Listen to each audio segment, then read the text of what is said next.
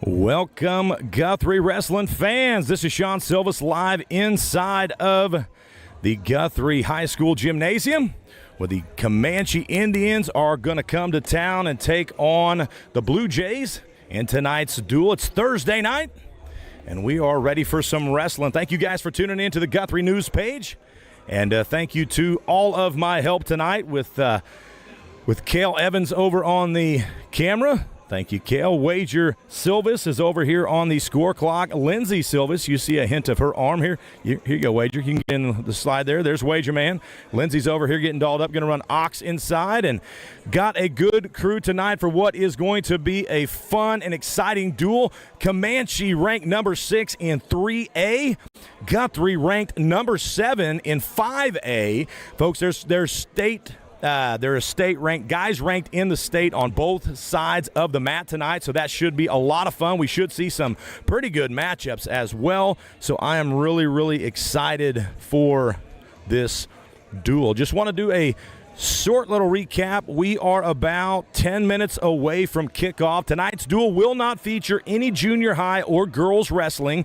Comanche and Guthrie are going to be wrestling tomorrow and Saturday at the big national tournament up in Enid. And so Comanche is friends with our wrestling coach, wanted to come down and get their first duel of the season out of the way and get their guys some warm-up experience before they go to that big national tournament. So they're going to stop by here with just their varsity squad, and then they're going to move on and go up to Enid and stay the night up there tonight so that they can participate tomorrow in what will be a 32 bracket team tournament.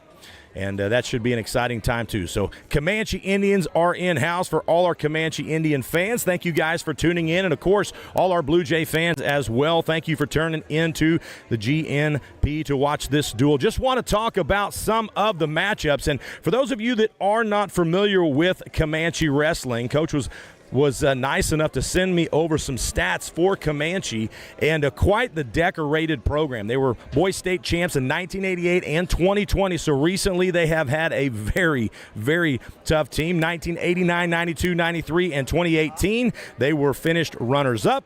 They've been dual champs a couple of times as well. They finished runner-up 4 other times as dual team qualifiers, and, of course, they've had 4 academic state championships as well. So not just a good wrestling program. Sounds like Comanche's full of a lot of good kids. Another thing, they've had 17 boys win individual state champions, 124 state placers, 247 state qualifiers over all the years. They've got a good girls team as well. They've got a good girl down there, won junior high state. She won high school state last year. And then so they are a wrestling powerhouse in 3A. Comanche's a very formidable opponent. And for those of you guys that aren't too familiar with wrestling, normally like in football, basketball especially, smaller schools don't compete well with bigger schools. But if you were to take the best players on, maybe a 3A school and like take their best quarterback versus the best quarterback in a 5A team, they might be similar. Well, wrestling is sort of like that. It's comparable. 3A teams are very competitive with 5A and 6A teams. So Guthrie is not going to have a walkthrough duel tonight. Comanche very capable of winning this duel with some of the studs they've got. They've got 5 guys ranked in the top 10 in 3A. Guthrie has 6 guys ranked in the top 10 in 5A. So there's going to be quite a competitive duel here, kind of a back and forth. So it should be a lot of fun. Just want to thank Comanche for coming up and making this duel possible. I know our home crowd loves to show up and shell out for wrestling, and so this will be a lot of fun. You guys can look in the background over there, that camera that's on the right, and see fans are starting to come in and fill up here in the next 20 minutes. It ought to get pretty full. So it should be a fun duel. It's awesome Comanche's willing to come down here. Their head coach is an old UCO national champion. Jaden and Jeremy Davenport are also UCO wrestlers. They're alumni here.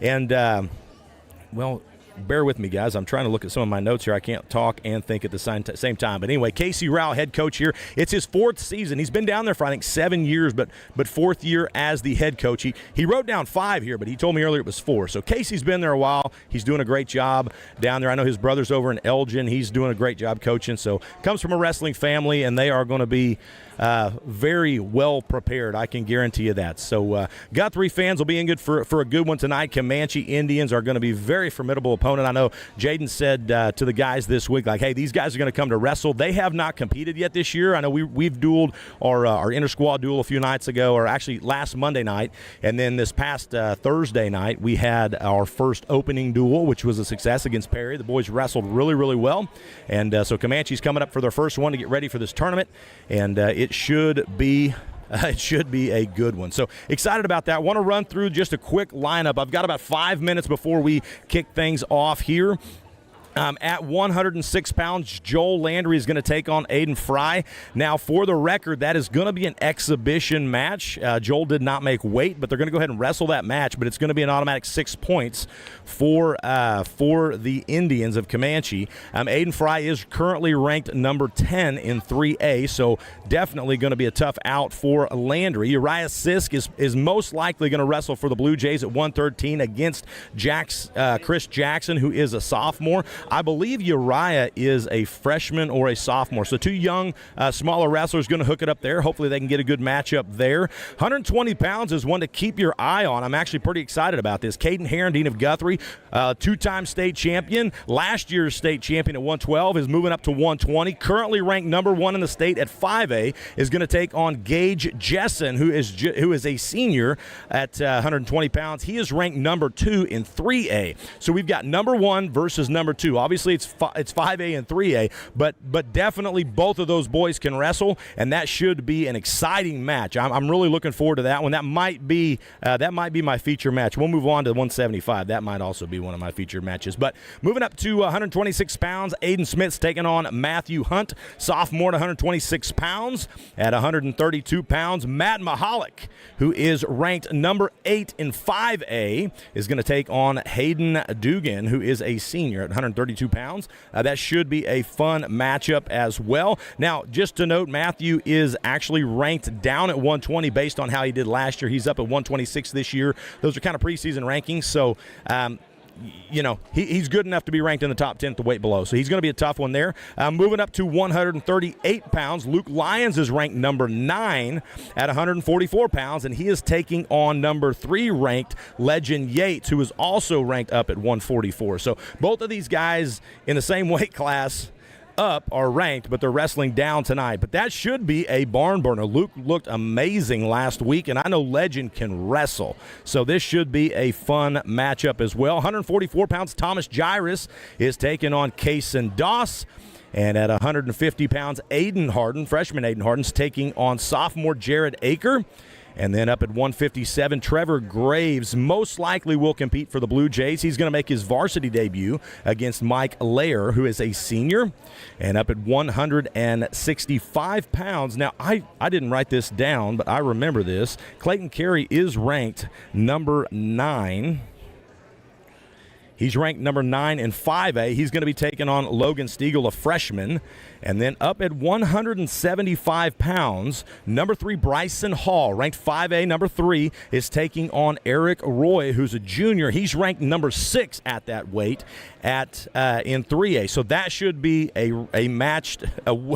rank match up, if you will. Those two guys ought to hook it up. That ought to be a fun one. Both kids very capable, very good kids, so that should be another fun one. It's great 2 of our studs are going to get good matches tonight. So both of our seniors, both of our state placers, state champs, they're going to get hooked up tonight with some good competition. So that should be fun. At 190 pounds, Roston Usselton is ranked number 9 for the Blue Jays, and he is going to take on number 1 ranked Cannon Clift, who is actually ranked number 1 at 175. Obviously, he's up this year, but he is actually at 175, ranked above Bryson Hall. So definitely he's going to be a hammer. Maybe one of their, if he's not their best wrestler, he's one of their best wrestlers, of course. So Roston's going to have his handful there, but he is ranked there. So 215, Wyatt Silvas is going to be taking on Justin Mann, who's a senior. And then at 285, Tyler Powell, T-Powell, is going to take on Cooper Green. Talking with Coach here. We're going to be, hey, Coach, 3 minutes, you good? Yep, okay. So we are 3 minutes away from a live action. Just want to thank you guys again for checking us out on the Guthrie News page. We've had a lot of fun the last couple of years, and I hope that this duel will be another fun one. I'm very excited about it. Comanche has not been inside this gymnasium as far as Athletic Director John Chappell can remember. So this is their first time here. I hope that we are a good host for them, and I hope they are ready to wrestle. I know the Blue Jays are, and I know Coach Rowell is going to have them fired up also. And we'll be here on the call. Now, I am going to sign off for just a moment so that we can get all these introductions done. And then after these introductions are complete, I'll jump back on here and do my best to call this matchup. Again, on the Guthrie News page, we want to thank you guys for tuning in. And we will start this duel off. We are under 2 minutes. We're going to kick this thing off shortly. Guthrie Bluejays ranked number 7 in 5A, taking on Comanche Indians, number 6 in 3A. We will be back with you guys shortly.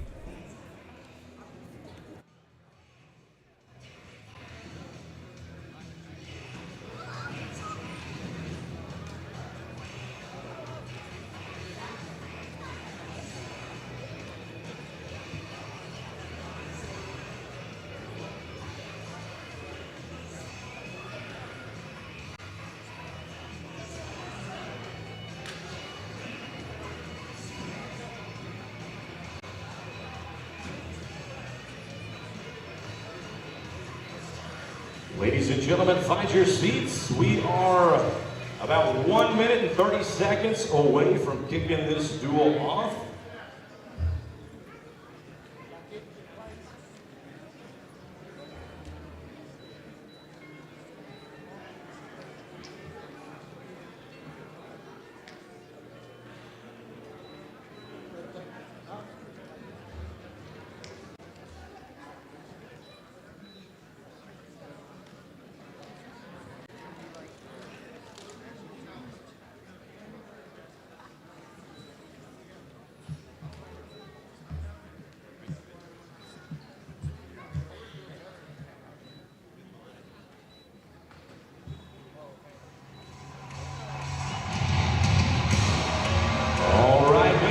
Gentlemen, put your hands together for your Guthrie Bluejays!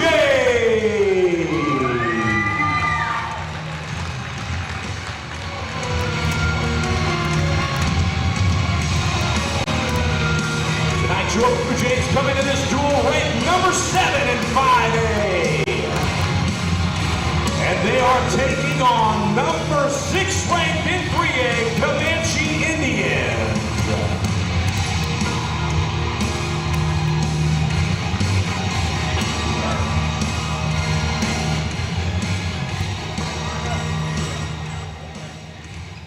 All right, ladies and gentlemen.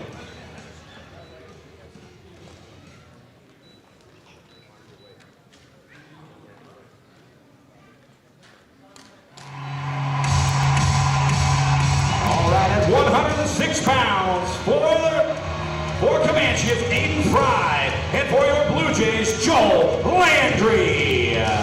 At 113 pounds for Comanche, Chris Jackson. And for the Blue Jays, Uriah Siska. At 120 pounds for the Indians, Gage Jessen. And for your Blue Jays, state champion, Caden Herendeen. At 126 pounds for Comanche is Matthew Hunt. And for the Blue Jays, Aiden Smith. At 126 pounds for Comanche, Hayden Duggan. And for the Blue Jays, Matthew Mahalik. At 138 pounds for Comanche, it's Legend Yates. And for the Blue Jays, Luke Lyons. At 144 pounds for the Indians, Jason Goss. And for your Blue Jays, Thomas Gyrus. At 150 pounds for Comanche, Jared Aker. And for the Blue Jays, Aiden Harden. At 157 pounds for Comanche, Mike Lair. For the Blue Jays, Trevor Graves. At 165 pounds for Comanche, Logan Stiegel. And for the Blue Jays, Clayton Carey. 175 pounds, for Comanche, it's Eric Roy. For the Blue Jays, Bryson Hall. At 190 pounds, for Comanche, Cannon Cliff. And for the Blue Jays, Rustin Sultan. At 215 pounds, for the Indians, Justin Mann. For your Blue Jays, Wyatt Silver. And at 285 pounds, for Comanche, it's Cooper Green. And for your Blue Jays, Tyler Powell. Your Guthrie Blue Jays are coached by Jaden Davenport. And Comanche is coached by Casey Rowell.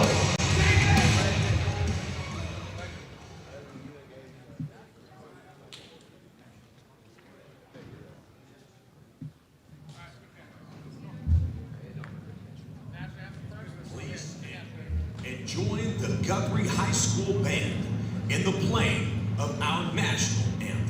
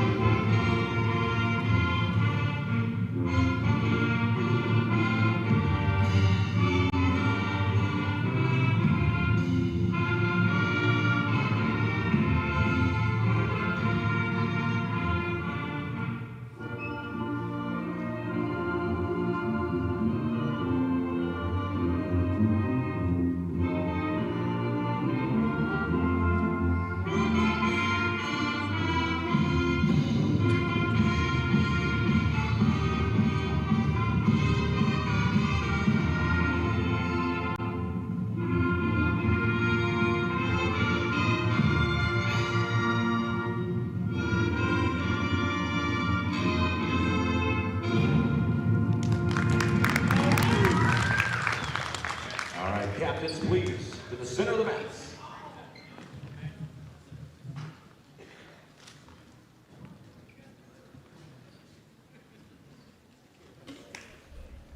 Tonight's official is John Knoll. Very, very good referee we got this week. Last week we had Jerry Kuntz. Tonight we got John Knoll. Done a lot of freestyle reffing. He's also done a lot of reffing around the state for many, many years. We got a good one tonight, so that should be nice, and what's going to be an exciting duel. We picked us up a good referee as well. And we are fixing to kick this thing off at 112 pounds.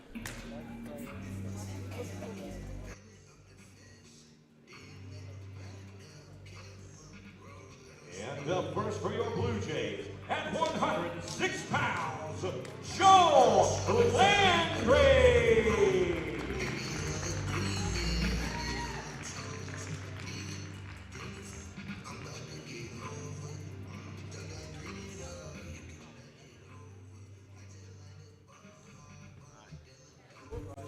All right, we should have us. Just for the heads up here, Joel Landry did miss weight slightly tonight, so this will be a forfeit. We're going to go ahead and watch this match and score this match.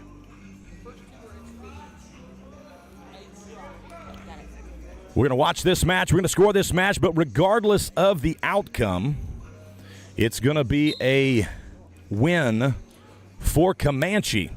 And just a heads up, at 113, it's going to be the exact opposite. But we're going to wrestle that match, but it will be an automatic win for Guthrie because Chris Jackson cannot make 113 yet. Tomorrow is his first official day to weigh in. So we're here to action now at 106 pounds. Landry with a good inside tie up here, peeling the hands. And Fry doing a good job going down to one knee. Both guys hand fighting, jacking up the underhooks. Landry there. In on an outside single. Nice job by Landry. And now he's going to have to finish this. Tree Thompson down for 3 takedown. Nicely done. As Landry, as you saw there in the camera, it was a good angle. He came up and locked his hands. He puts his hands together. Can't do that from the top position. Under no circumstance can you lock your hands around the waist. Landry did that. Referee caught that. I told you John Knoll was good. Unfortunately, Guthrie gets caught there early on. Referee was in good position to catch that. Scores 3-1 now. Aiden Fry gets on the board there. If he can get away, that will be good for him. Doing a good job peeling hands. Landry staying on that hip. He rode good last week. We saw how tough he was on top in the blue and white duel as well. He's real good at just staying tight on top and keeping hips heavy. And Aiden Fry is staying on his base, which is good. He can't get to his feet from his belly. Looks like Landy's trying to run some type of tilt here. He's trying to dig the chicken wing in on his left side. He doesn't have it all the way in, but he's almost got it in. He's got the barn, but there goes Aiden Fry, peeling that off back to his base. He's doing a good job here with that. Did a nice job getting to his feet. That's one escape. Shoots in on a high C here. He's going to try to dump that to a fireman's, but Landry's keeping his legs back. Both guys scrambling. Now he's out back into a front headlock. Landry's underneath now. Fry wrestling tough here out of this front headlock. Going to try to catches the outside single of his own. He's got the head two. Pulls it around for 3. That's a takedown. He's up 5-3 now. Nice little flurry there by Aiden Fry, a sophomore, currently ranked number 10 in 3A, and showing why. He was off to a little bit of a slow start, but now he's warmed up. And moving Landry now finds himself underneath. He's maintaining that base as we finish out the first period. Aiden Fry of Comanche is leading Joel Landry of Guthrie. Joel came out strong with a nice outside single. Treetop gets the takedown, but Aiden Fry starts battling back. It's his choice. He's going to go down. And Guthrie's on top here. Going to try to work some more on top. He did break him down a little bit and got that chicken wing. But Fry did a good job of just staying patient, peeling hands like he is here and able to get out. Does a nice little hip heist. He's finding his way out. But Landry's still in control on top. Looks like Fry's going to work his way out, and watch for him to come back. He shot that high C, and then he went and took a single leg on the other side. Now he shoots from far out, but he's peeking out the side. Landry with a neck whip ends up on top here. Holy smokes. Fry somehow doesn't give up any points here, was able to scramble back to the underneath position. Boy, Landry just went for broke there and somehow ends up on top. It looked like Fry was going to get that takedown easily when he popped his head out, but Landry grabs that neck and whips him around. Now Aiden Fry with a nice snap down go behind picks up 3 more points. That's going to put him up 9-3.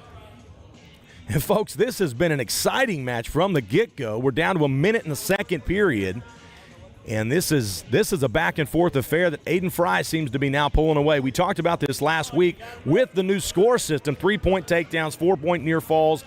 It's definitely going to be matches are going to run up really fast. So Landry's going to have to do something to get back into this match. But right now, Aiden Fry riding tough on top. He's got that arm barred. Look for him to try to run a chicken wing of his own. He's got the arm in. He's going to run it right. Now he's trying to pull him over top of his own head. Here comes, wow, Landry able to roll through, but he kept the chicken wing. He's still got the arm, and he's got the chicken wing. He's running this hard. He's running the head, and he's going back the other way. But now he's getting near fall. 2 counts going to earn him 2 points. He's still got that arm. Now he's pulling up a double chicken wing. He's hooked up the back arm. This is not good for Landry.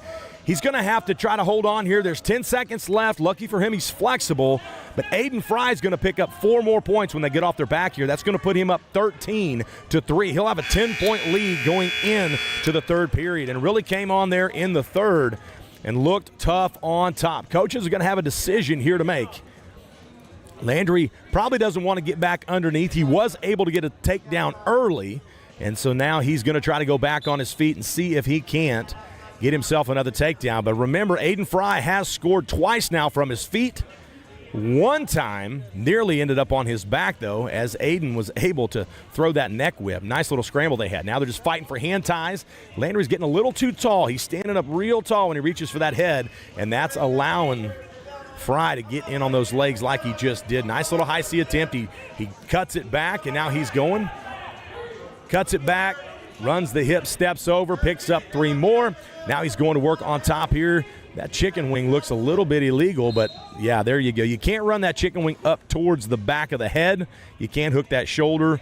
You got to leave it straight across the back. So that was just a potentially dangerous. If he does that again, there's a chance he could lose a point, but we're a long way from a point winning a match here. So Landry's got to find a way to get up on top. Look for him. You saw him in the second period throw that neck whip. He can be dangerous. He's going to have to do something dangerous here, but Aiden Fry really going to work on top. Now he's got that tight. He's got that tight, and this is a long way. Our camera's got a really good shot of this. You can see his left shoulder's up still, but if Fry sits back and he's able to pull that arm down, he can pick up that fall. He's got 4 points of near fall right now. It's going to be 20-3. If he doesn't get the fall, it's a tech fall, but there is the pin for Aiden Fry. It's going to be 6 points anyway because Landry missed weight, but if this were a straight-up duel, that'd be 6 points as well. So Indians up 6-0 over the Guthrie Bluejays. As we get ready for our 113-pound matchup.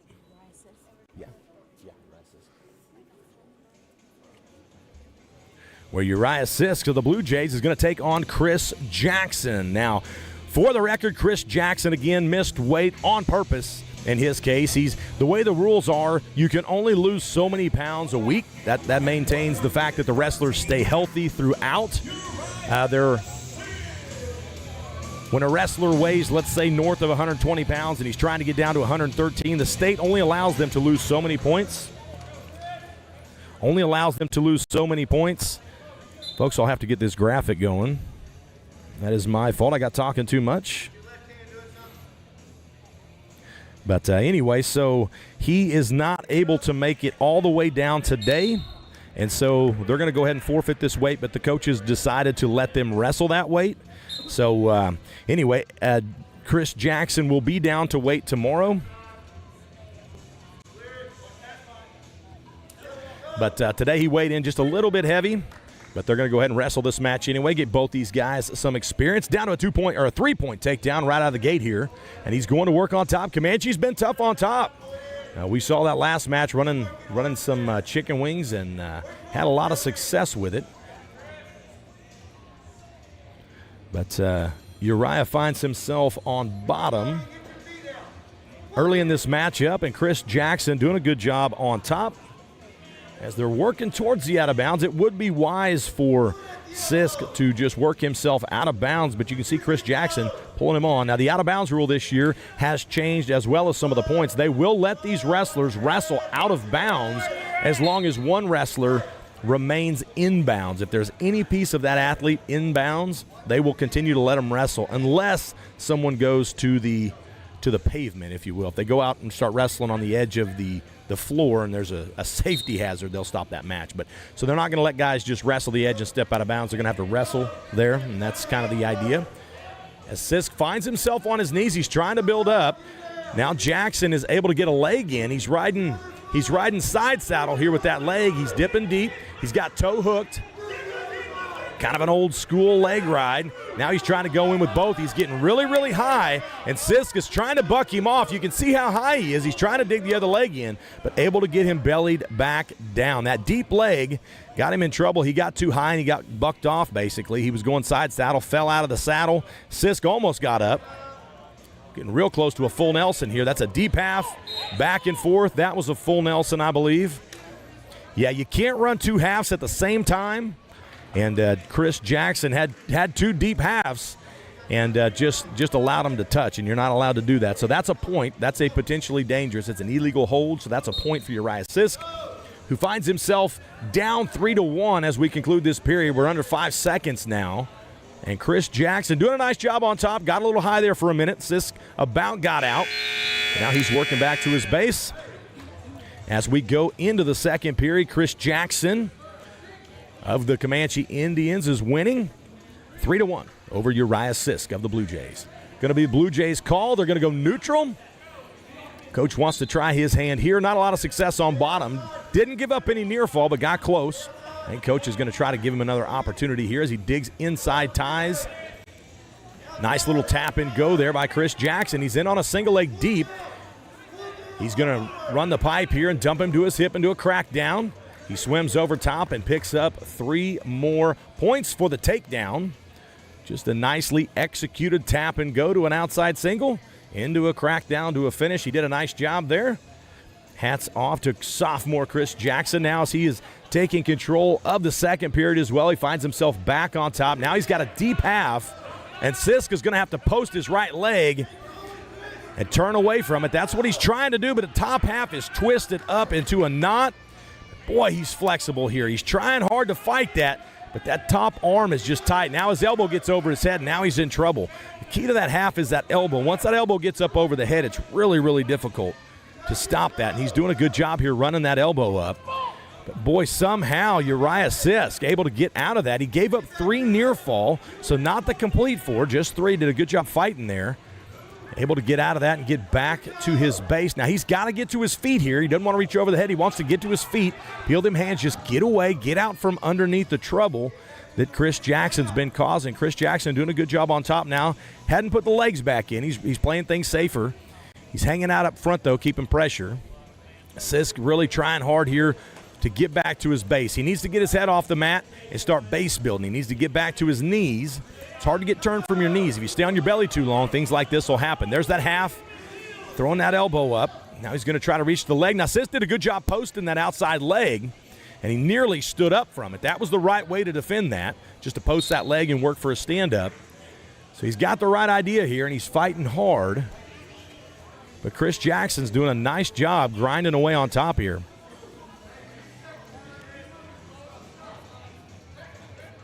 Back to action here with 8 seconds to go in the second period.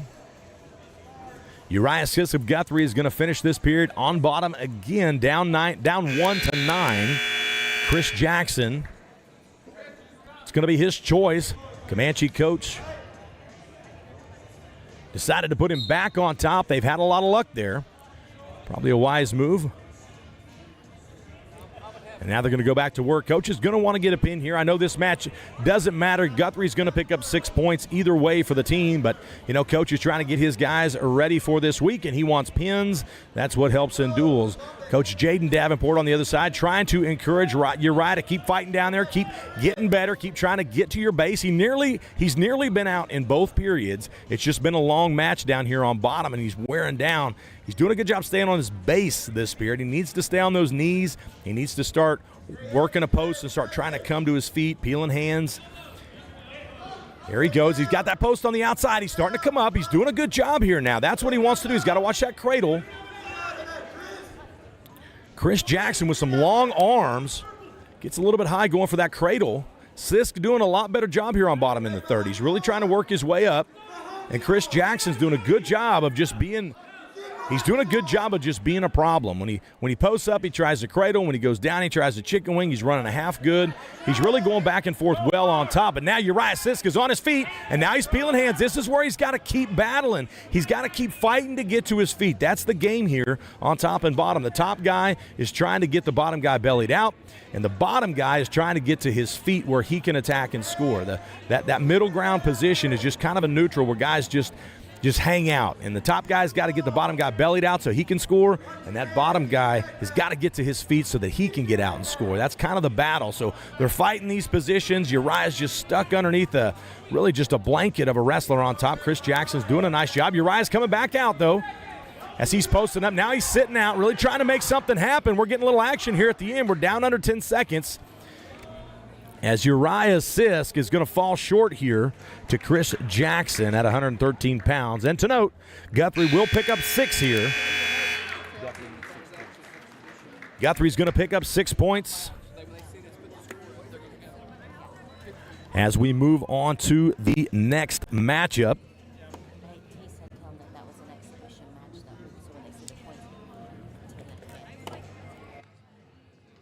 Just so our folks at home know, those first 2 matches were exhibition matches, and so each one will affect the score accordingly. So it's 6-6 is the score of the duel, even though Comanche won both of those. The real duel score is 6-6.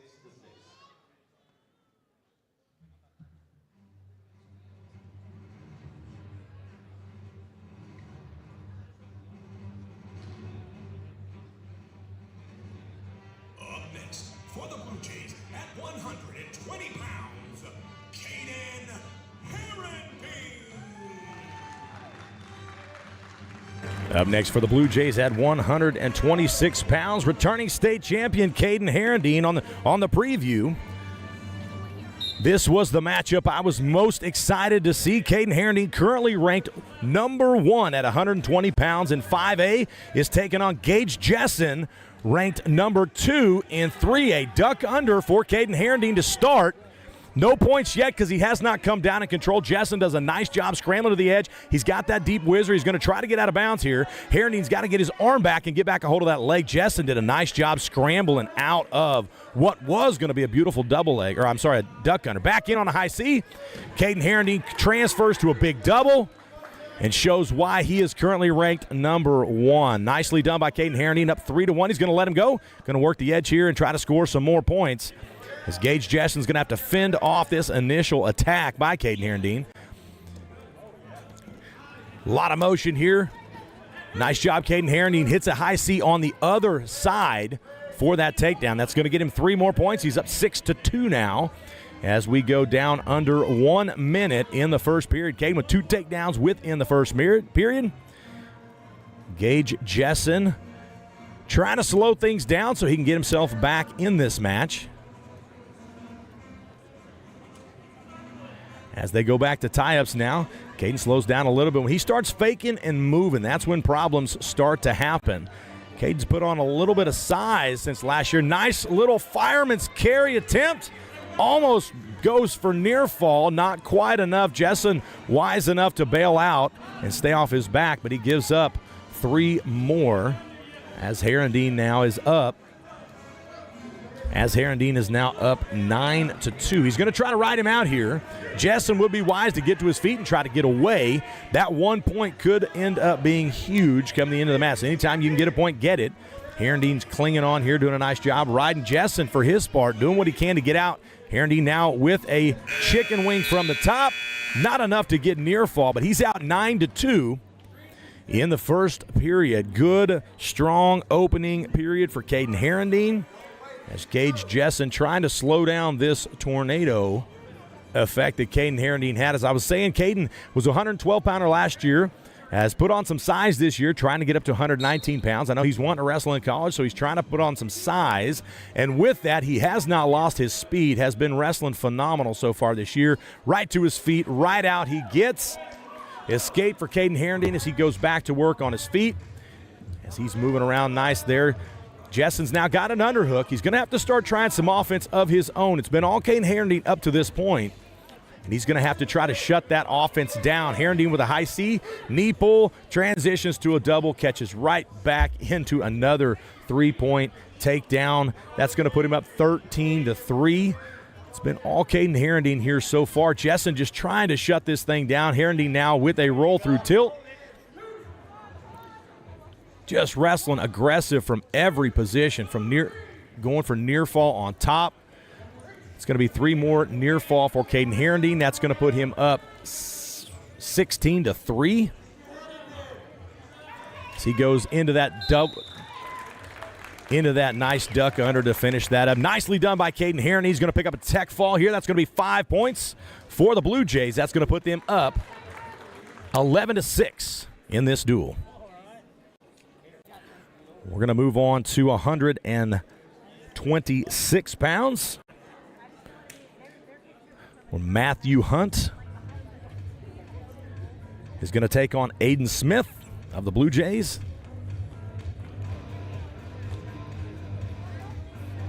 Wrestling next for your Blue Jays at 126 pounds. At 126 pounds, Aiden Smith going to come out as a sophomore.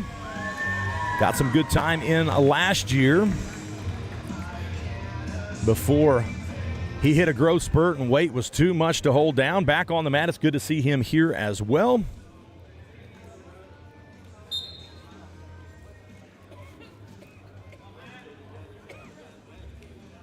The Guthrie Bluejays would like to thank our sponsor for the evening, On Demand Restaurant Services, are sponsoring the event tonight. We want to give them a shout out and a big thank you for sponsoring our Blue Jay wrestlers.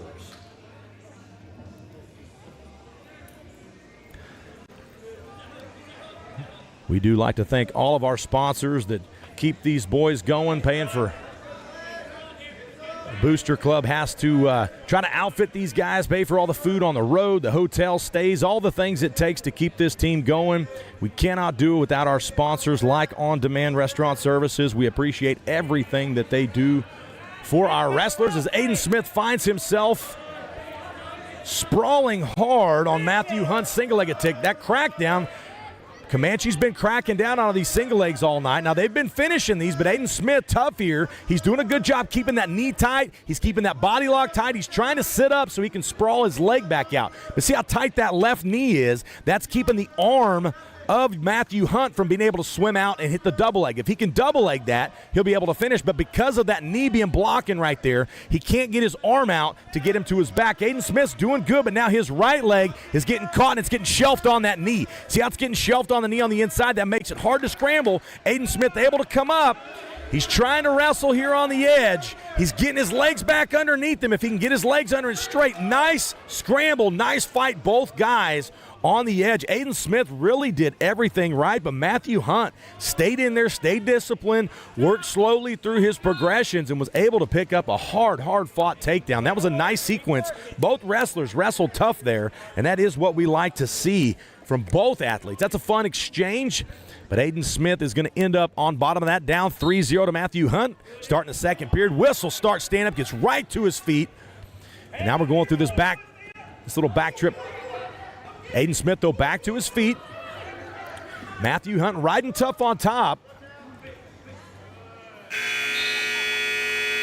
As that was a fun first period, folks.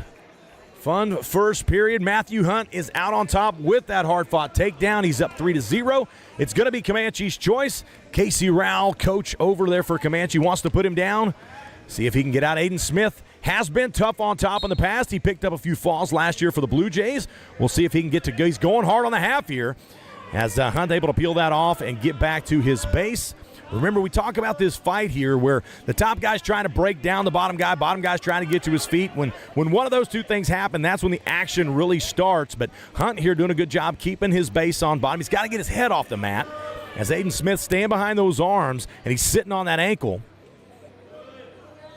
Really grinding hard here on top, being real sticky. But there he goes, falls to his hip. Not a good spot for Aiden Smith. Hunt did a good job of bumping him over to his hip and catching the bottom leg. He's got Aiden Smith in all kinds of trouble now. Smith's going to have to be smart here. He's going to have to hang on and try to get a stalemate, or he's going to have to get to his belly and not give up near fall. Nice job there by Matthew Hunt. Was able to just buck him over to his hip and catch that bottom leg. Very tricky, very crafty move from bottom. Not really an escape, not a stand-up escape, more of a reversal technique, but he did a good job with it. Looked like he knew what he wanted, and he baited Aiden Smith into it. Now Smith finds himself on bottom again. He's doing a good job staying to his base. He got up to his feet a couple of times in the first period, and he's going to have to get up here and try to get out and make something happen if he wants to get back in this match. He's down 5-0, 3 points from the takedown, 2 points from the reversal. So far it's been all Matthew Hunt, but Aiden Smith is not out of this yet. He's definitely staying in this match. Nice little knee bump stand up. He's doing things right on bottom. He's just got to stay strong, keep working. But, man, these Comanche Indians are tough on top. They've been riding hard all night long. Doing a good job here. Risky move by Aiden Smith. It's going to wind him up on his back. Tried to force that out of bounds. And now he finds himself 4 points less for his trouble as Matthew Hunt welcomed that roll through. Knew just what to do and caught him on his back. Looks like we've got a little bit of blood, perhaps. Referee stopped that match. Boy, Aiden Smith gave up those 4 points big right there on the edge, trying to force that crossover Granby. And Matthew Hunt really did a nice job knowing that was coming. He waited for it, and he just reacted and caught Aiden Smith on his back. Puts him up 4 more points. He's up 9-0 now. And Coach Jaden Davenport, you can see there, and Jeremy Davenport, really coaching up Aiden Smith. He's a young wrestler with a ton of potential. These are good matches for him. These little situations he gets into, he's learning a ton out there. Coaches jump right out there, and they are trying to coach him up, giving him the pointers he needs. They, at this point in the match, yes, they want him to try to get a win. They want him to do all those things, but really they want to see him improve. And so they're trying to give him pointers on, hey, let's get off bottom. Let's try this. Let's try that. You know what to do here. Let's not force anything else. So they're doing a good job coaching him up. Aiden definitely, you can see it in his eyes, he's not done wrestling. he's definitely out there going to try to score some points. So Matt Hunt's going to keep having his hands full. Seems like he's had his hands full, but keeps coming out on top. His experience as a sophomore is evident, and Aiden, also a sophomore, just seems to be getting himself into good positions, but just can't quite come up on top. Hunt seems to just be a step ahead of everything here, so ought to be fun as they get back to action. We just got 6 seconds left in the second period, so we're going to have one more full period to go, so that should be a lot of good action. Good shot there, Jeremy Davenport doing what he does, coaching up his athlete. And you can see the way Aiden Smith is just locked in. He's listening, he's liking it, and he wants to be good, and that's a good sign for the coaches. So they're out there coaching him up. They like this experience. They like these kind of matches. These are good for everybody. They're fun to watch, but really these athletes, both guys, when there's parity enough that they can go 3 periods, both athletes are able to get better. You know, Matthew Hunt, even though he's out on top, he's been put in some good positions. He's had to wrestle through some stuff. He's growing out there, so it's nice to see both these guys getting some good action. This has been a fun matchup. 2 sophomores hopefully are going to get to lock it up again in the future. As we got 6 seconds left in the second period. Man, Aiden Smith, his whistle start stand-up has been good tonight. And that is how you do that. That whistle start stand-up is a valuable tool. And Aiden, bam, right to his feet. Wasn't able to get out, but it's a good sign. Back on our feet here, Aiden's going to have to try to make something happen. If you remember the first period, there was a nice exchange towards the end where Hunt was able to get in on a crackdown single. And both these guys scrambled and worked through it. Ultimately, Hunt came out on top, and maybe Aiden Harden can get something going here. You know, normally I'd say Hunt doesn't really have to do anything here. He's really got command of this lead, but he's wrestling like he's still trying to score points, and Coach Casey Rowell over there really trying to push him to score more points, to get out there to keep getting better. And Aiden, for his part, is wrestling as well. Look for him to have to take more risks, though. Aiden's going to have to take the risk if he's going to try to get back in this match. There's a big, he was going for that cow catcher, trying to go for something big. And Hunt did a good job just sitting down on that, not allowing Aiden to throw that. If he'd have kept blowing through, Aiden would have been able to throw that, take that momentum and throw it. But Hunt felt that pressure, just sat down on it, and really shut down that big throw. So good job by Aiden trying to make something happen there, but he finds himself back on bottom. Hunt just a little bit too savvy to what Aiden was trying to do, finds himself back on top. We're down under 50 seconds in the third period. And currently, the Guthrie Bluejays are winning the duel 11-6. But it looks like they're going to pick up at least another 4 points. Unless Aiden Smith, look at him here climbing out, does a good job, finally gets off bottom. And that really is what you want to see out of your young guy. Back in on a shot. Now he's got a crackdown of his own. Gets an escape, and now he gets a takedown for 3. Aiden Smith right back at it. Does a very nice job of wrestling this match till the end. Really fought this whole match and has stayed in it, and now he finishes this match with an escape and a takedown. 2 things that have eluded him the whole time. He pulls that off at the end. Very nicely done. That's a strong finish for a young wrestler. Hats off to Aiden Smith to wrestle that match out, and also hats off to Matt Hunt. He wrestled a good match right up there till the end, but happy to see Aiden Smith finally get that escape, finally get that takedown that had been eluding him. He did a nice job there. What a fun matchup we had there. That was a good one, folks. We're going to move on to 132 pounds, where Hayden Dugan of Comanche is going to take on Matt Mahalik of the Blue Jays. Wrestling at 132 pounds, Matthew. Comanche's going to pick up another 3 points. That's going to put them up 9. That's going to put them up to 9 points. Blue Jays still ahead of this duel, 11-9. I told you it was going to be a good one. Most likely back and forth. Comanche brought a good squad today. Coach Casey Rowell has done a great job. I watched some of these boys wrestle last year at State. They're very technical. They know what they're doing. You can tell that by the way they're wrestling tonight. And now they're back out here fighting against these 5A Blue Jays, number 7 versus number 6. And now Matt Mahalik out here at 132 pounds, in on a takedown. That's going to be 3 points. Matt Mahalik ranked number 8 in the state right now. for the Blue Jays. One of their seniors has not yet made it to the podium at the state tournament, but that is his goal this year, as he's taking on a senior. He's taking on, a senior in Hayden Dugan. Dugan finds himself on bottom. Look for Matt Mahalik to be very crafty on top. He likes to run legs. He likes halves, and he's very good in scrambles. So Dugan's going to have to. He's doing the right thing here. That leg's in real deep. He's got a toe laced, and so he's hiding that far arm, which is what he needs to do. He might get himself in trouble for stalling here, but looks like he's going to pick up a stalemate. Dugan looked like he knew exactly how he wanted to defend what Matt Mahalik was doing there. Looks like that's something they've worked on. So he didn't fight that off well. He blocked that off well. Mahalik's going to go back on top. He's up 3-0 with that initial takedown. Right back to that leg. He goes right back to that power half. And Dugan's doing a good job just laying down on that half arm. That left arm is what Mahalik is trying to pry out and put over the head or grip. He's trying to hook that thing and grip it and try to twist him over. But Dugan's doing a good job of laying down on that arm. He knows what he's doing here. He doesn't want Mahalik to get that. Now, Mahalik will be wise here to kick the opposite direction where he's going now and try to go for a Turk. Right here, if he just swings his hips over and cross faces, he'll have that Turk. But right now he's just digging in on that far power half. He's got his leg in too deep. He's kind of falling off into that side saddle, and that's keeping him from putting any pressure down. If he were to go into full saddle, both legs in, or at least get the high thigh, he would have pressure on the hips of Dugan, and that would keep Dugan bellied out. He'd have a lot more leverage on that arm he's going for. But because he's staying outside the hip, he's falling out of that saddle. He doesn't have any power to pry. He doesn't have any pressure on the hips, so Dugan's able to stay on his hips and hide that arm.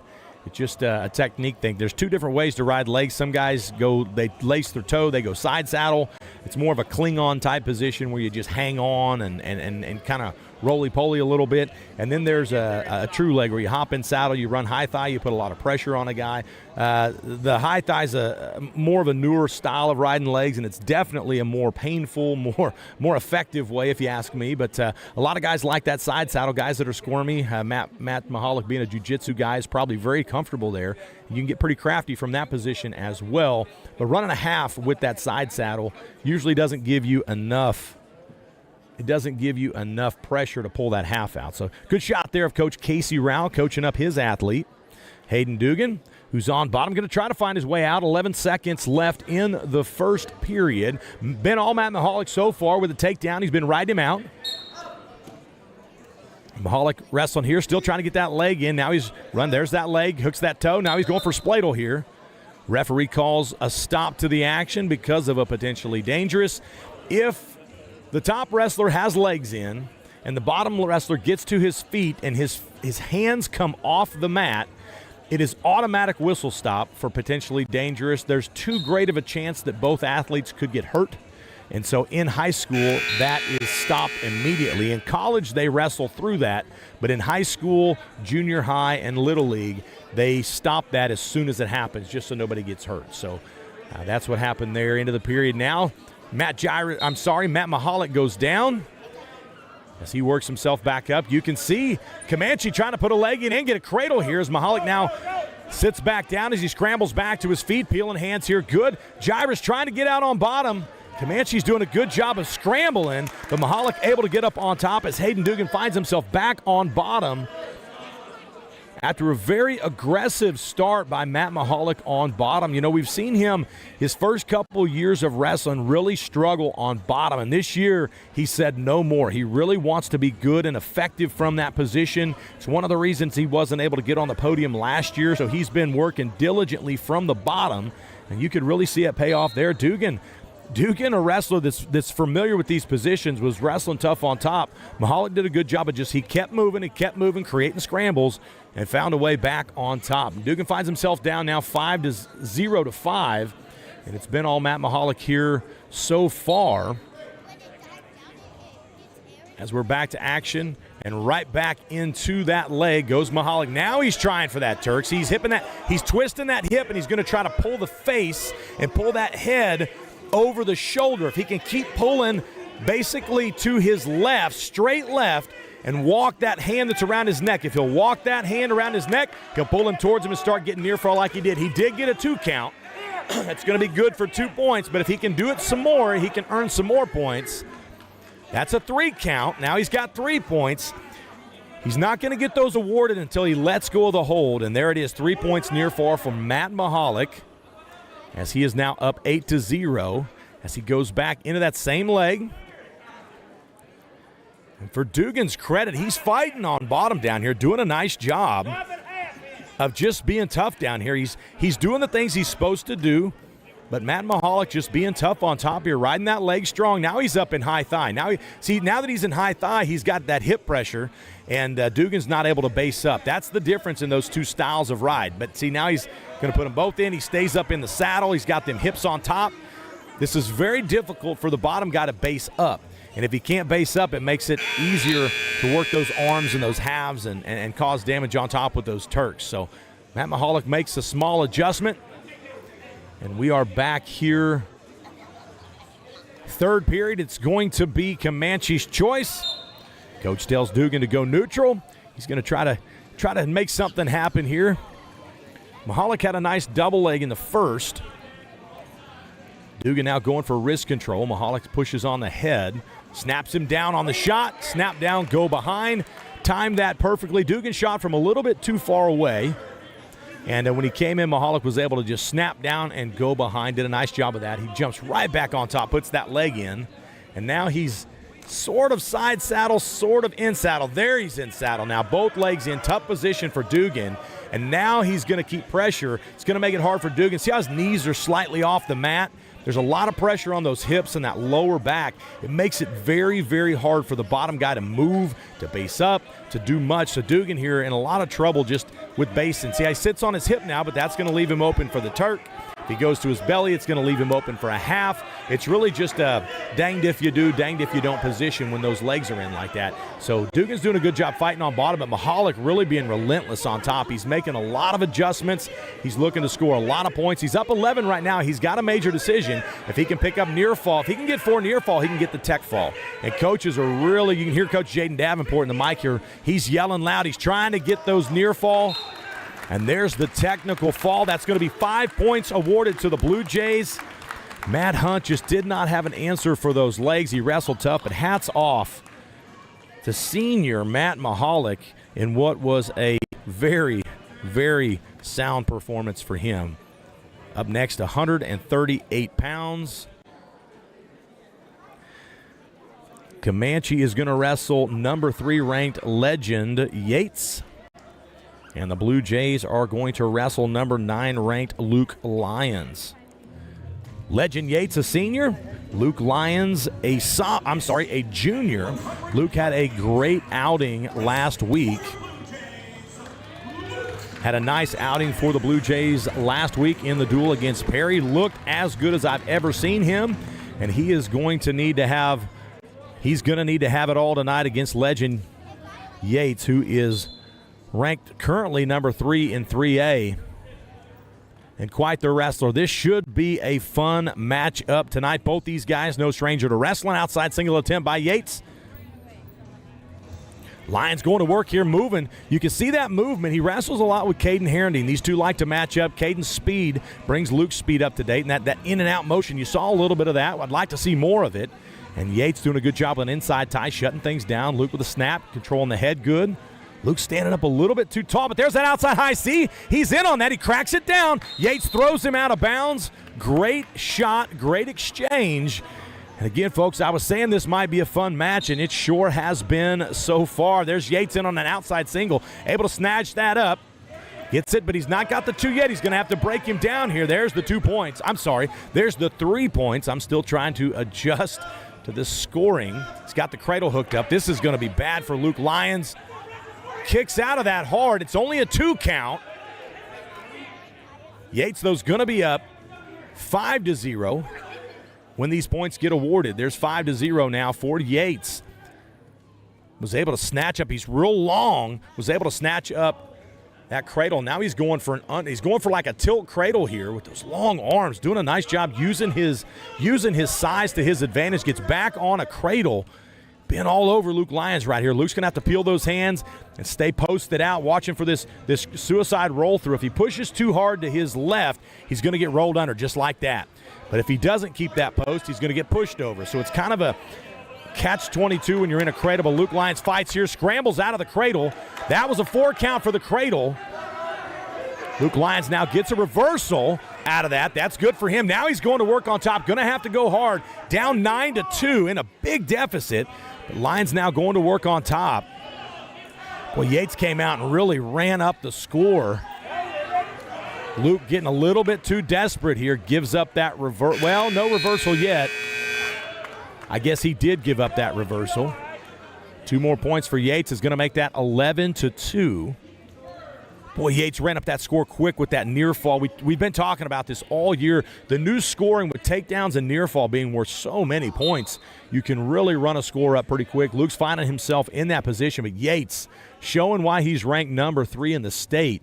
Just effective on top, catches what he can, using that length wisely. He caught that outside single earlier, and just using that length to his advantage. Luke's down here. He's going to have to make something happen. He's in a 100. Watch for this throw. Yates now really taking control of this match. A nice underhook to a hip toss.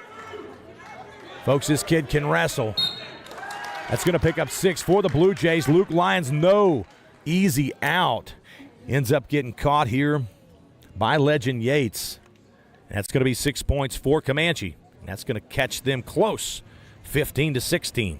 Still trailing the Blue Jays as we move into 144 pounds. Kaysen Doss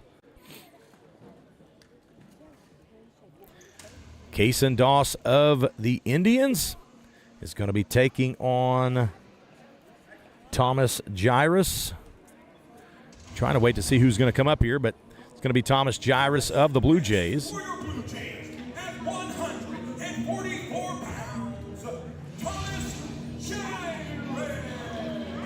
Thomas Jairus, the brother of Matt Mahalik.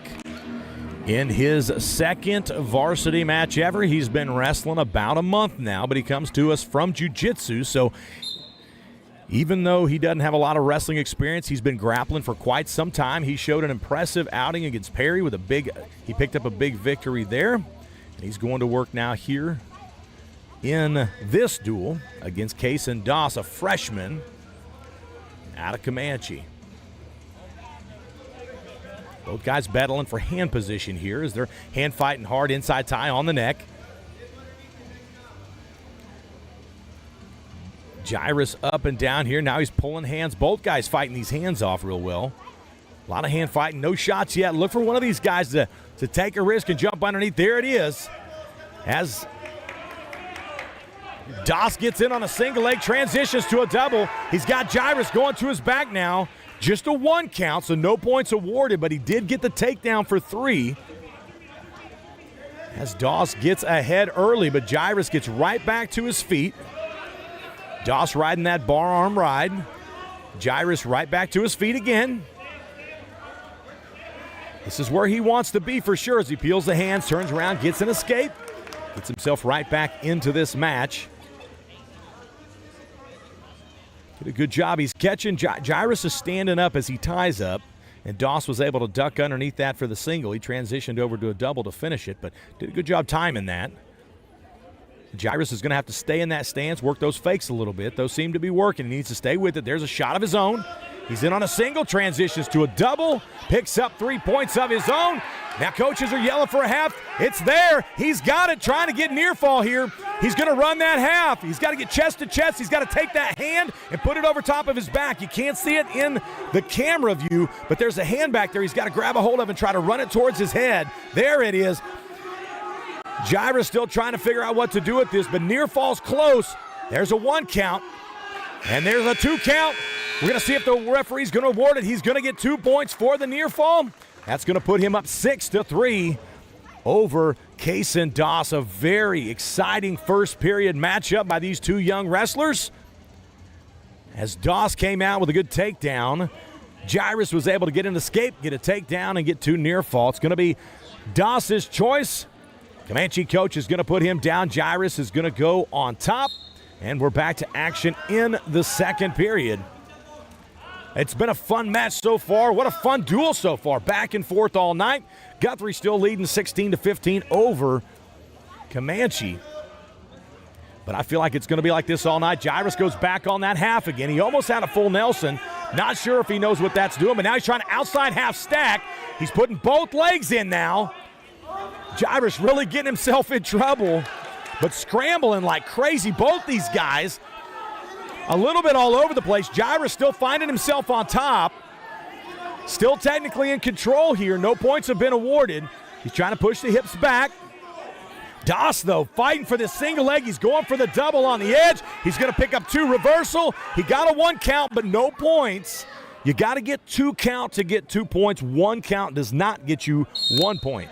So those near fall points get a little bit tricky. Jairus able to dodge a bullet as far as near fall is concerned, but hats off to Kaysen Doss at 144 pounds, who did a good job with that reversal.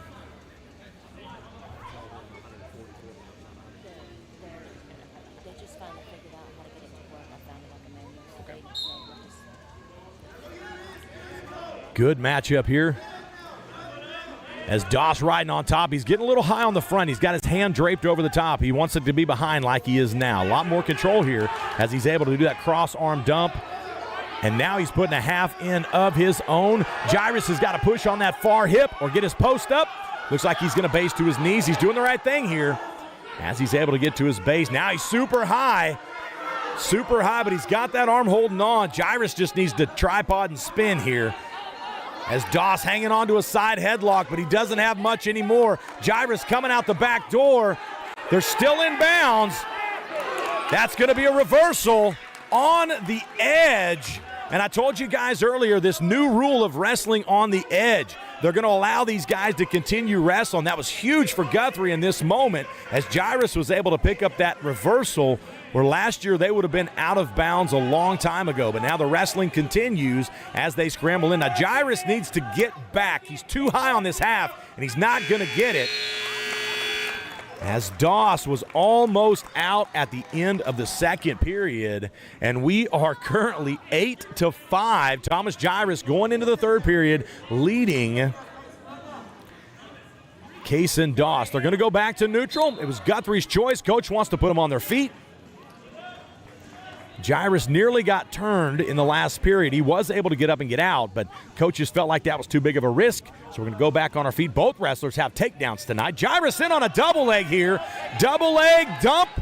He nearly has the points, but Doss able to get that inside leg to slow down the call, and there it is. That's 3 points for Jairus. That's going to put him up 11-5.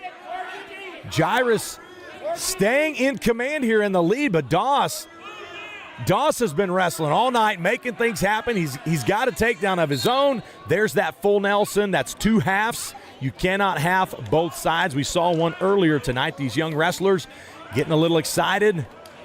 And Jairus, I think he knew what he did after he did it. He just didn't know what he was doing while he was doing it. So sign of a young wrestler trying to figure it out. No harm, no foul. Referee stopped it before Doss saw any real pressure, so there was no injury. Good job by referee John Knoll stopping that when he did.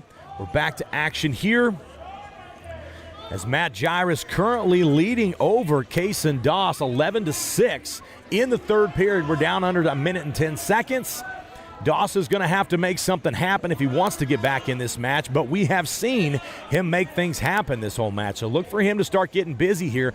Jairus has really just got to shut him down. He's not going to have to do a lot on top.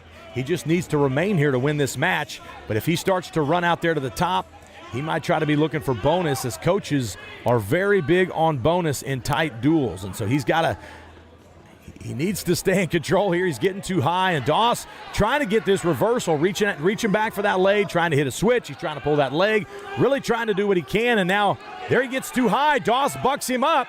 He's going to buck him up, trying to pull him over, and now Matt Jairus looks like he just doubled up that half again. He doubled up that half again.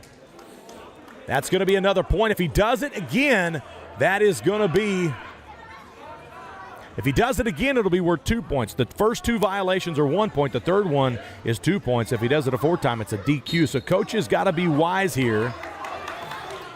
Jairus underneath there. Coaches were asking for a locked hands call. Referee wasn't in position to see it.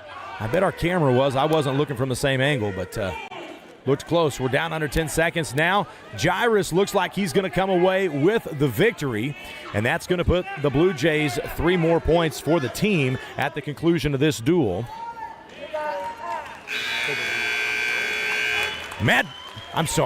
Thomas Jairus with the win in a great match by Kaysen Doss.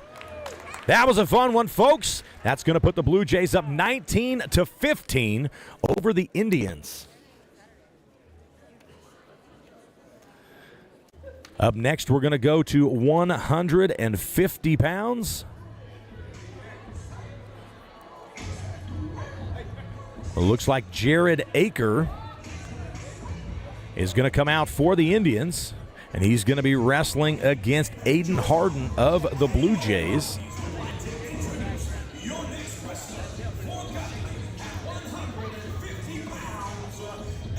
Aiden Smith coming out here as a freshman. Really was a little outgunned last week. The week before looked great. This kid's going to be a good one. He is taking on sophomore Jared Aker at 152 pounds in what has been a close duel thus far. Aker with a heavy collar tie. Both these athletes tall and long. That always leaves for some crafty fun when 2 long, tall wrestlers go against each other.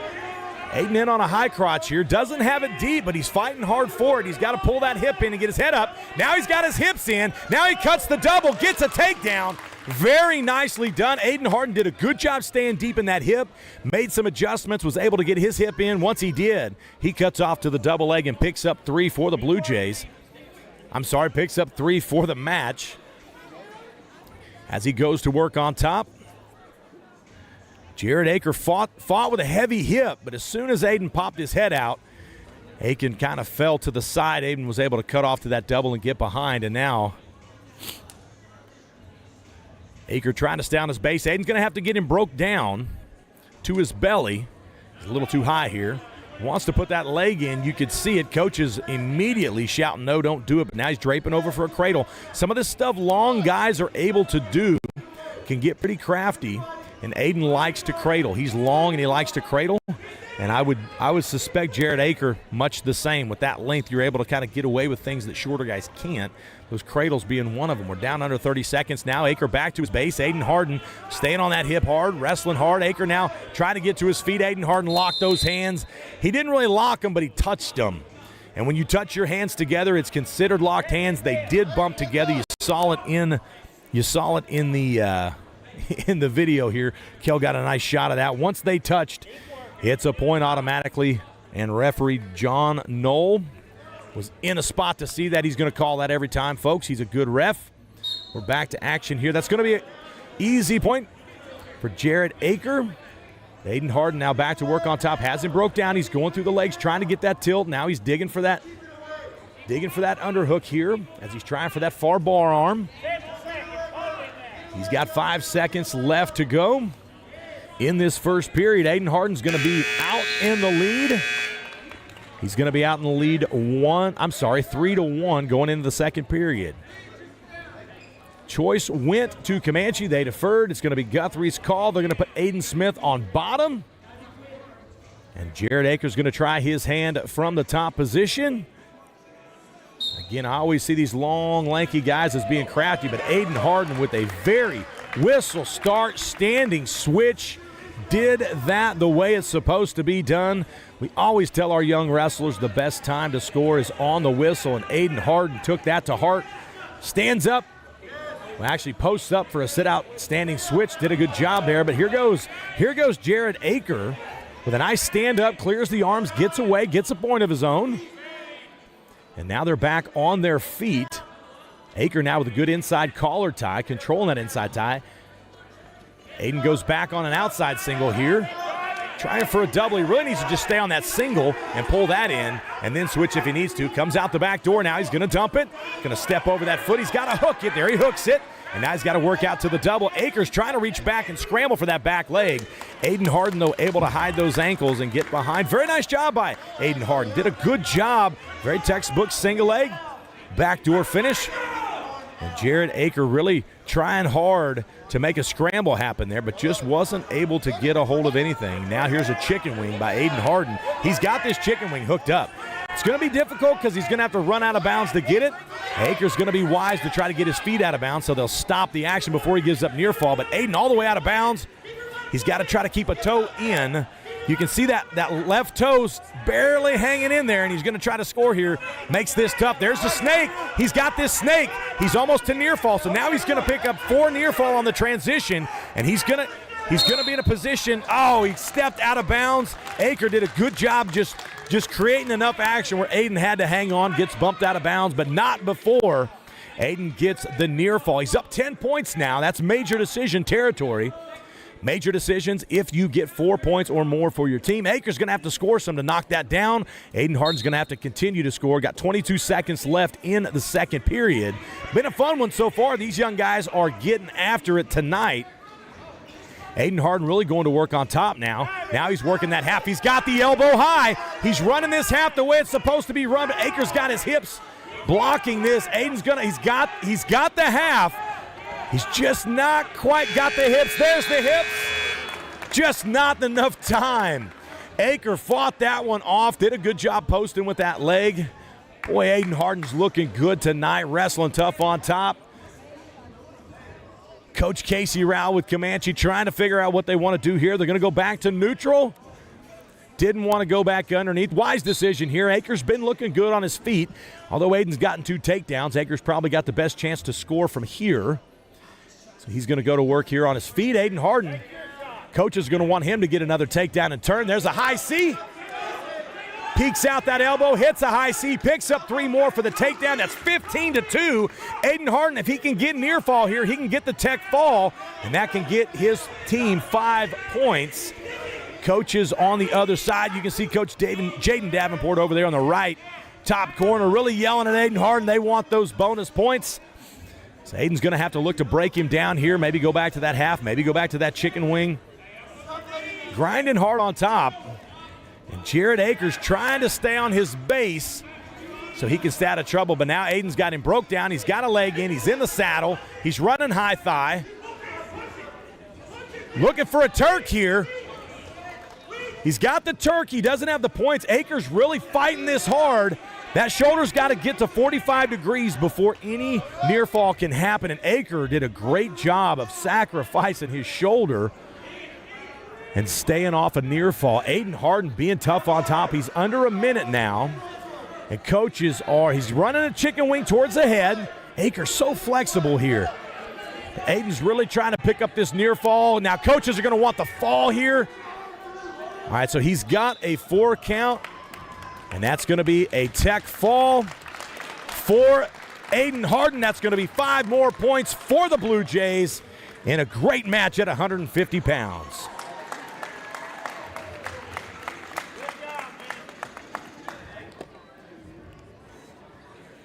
Up next, we are going to 157 pounds.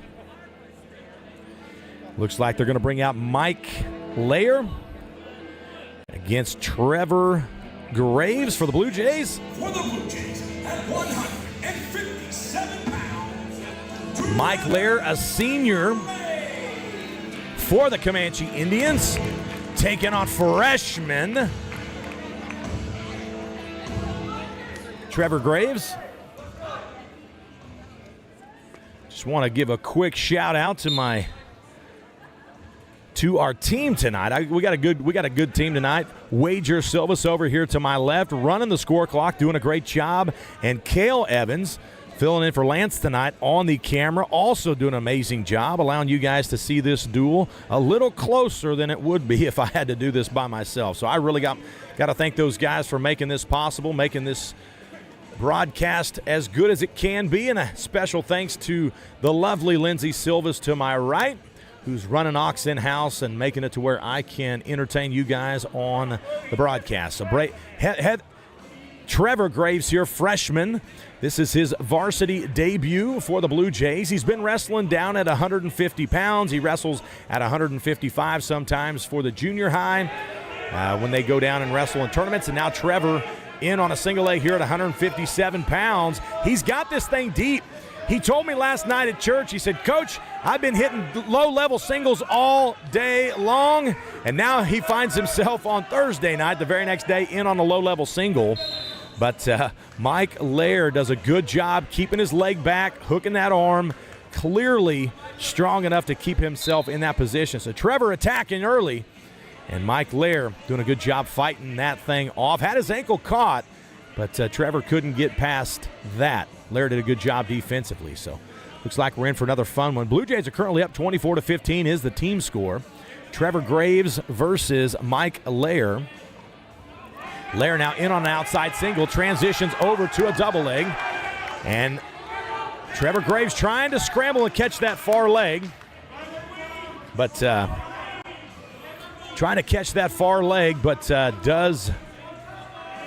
not get the scramble. Trevor back to his feet. Lair drops down for the singles. And back to action here. Trevor's going to keep fighting. We watched him wrestle the bronze and blue, and he did not stop wrestling the entire match. This kid is as tough as they go. He wants to be good. He wants to win. He's going to wrestle till the bitter end. But right now finds himself down 3-0 to Mike Lair. And Lair's going to choose neutral as they start the second period. Remember, Lair got in on that nice shot, nice clean finish in the first. Not one for hand fighting, but definitely just kind of sits back and waits and explodes very quickly. Seems to be his MO. Trevor Graves, he'll get in there and dogfight if you let him. But down 3-0, Trevor's going to have to get to work, but Lair just times a beautiful double leg takedown. He shoots in and gets it. Trevor Graves hits a roll underneath on the leg, catches the underleg, no points yet, makes a scramble out of that, and somehow Mike Lair catches that crossface and ends up back on top. Lair very poised. He's very calm in these situations. Trevor trying to make something happen on both of these. Trevor's not afraid to scramble, that's for sure. He's done a nice job on both defensive sides of the takedown. He gets right to his feet. Lair drops to those legs and brings him right back down out of bounds. As we're in the second period, 1 minute to go. Trevor Graves trailing Mike Lair of Comanche. And Lair's going to let him up. That's going to give Trevor Graves a point. They're going to go back on their feet. And Trevor's going to have to get busy with his hands. He's going to have to start hand fighting. He's going to have to put some pressure on the head of Lair. You know, if he lets Lair just sit here and time things, we've seen what happens there. He just blows through. So Trevor's not active enough with his hands. He's got a hand fight in here. Lair seems like he's going to be happy to play from the outside and just pick off the shots that he wants. He's done it twice now. Trevor now getting in on those ties. That's where he wants to be. If he's tying, he's getting that distance. Lair's got a body lock here. Look for this to go big. Rolled up that knee. Now he's got this down for the pin. Lair with a big 6-point move. Gets the fall on Trevor Graves at 157 pounds. That's going to be 6 points for the Comanche Indians as this back and forth duel continues. We're going to bump up to 165 pounds where Logan Stiegel is going to wrestle for the Comanche Indians. And Clayton Carey is going to come out for the Guthrie Bluejays.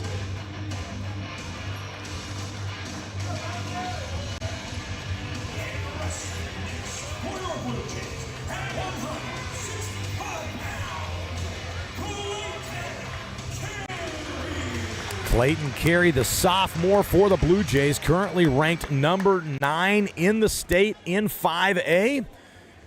Had a great year last year at 138 pounds and has put on some noticeable size. He is a full 165-pounder this year, put on a lot of height and a lot of size and is competing now at 165 pounds. Wrestled a good match in the duel last Thursday night against Perry, and he's back at it now against freshman Logan Stiegel for Comanche. Clayton with a lot of movement, kind of a tap and go, but Stengel able to Stengel is able to block that, catch a little cow catcher, throws him out of bounds. Both guys back to action. Stengel staying a lot lower than Carey. He's kind of got head position on him, which is making it hard for Carey to shoot in straight. Carey, though, back in on that inside tie. Carey will get aggressive. The longer this match goes, the more aggressive Carey's going to get.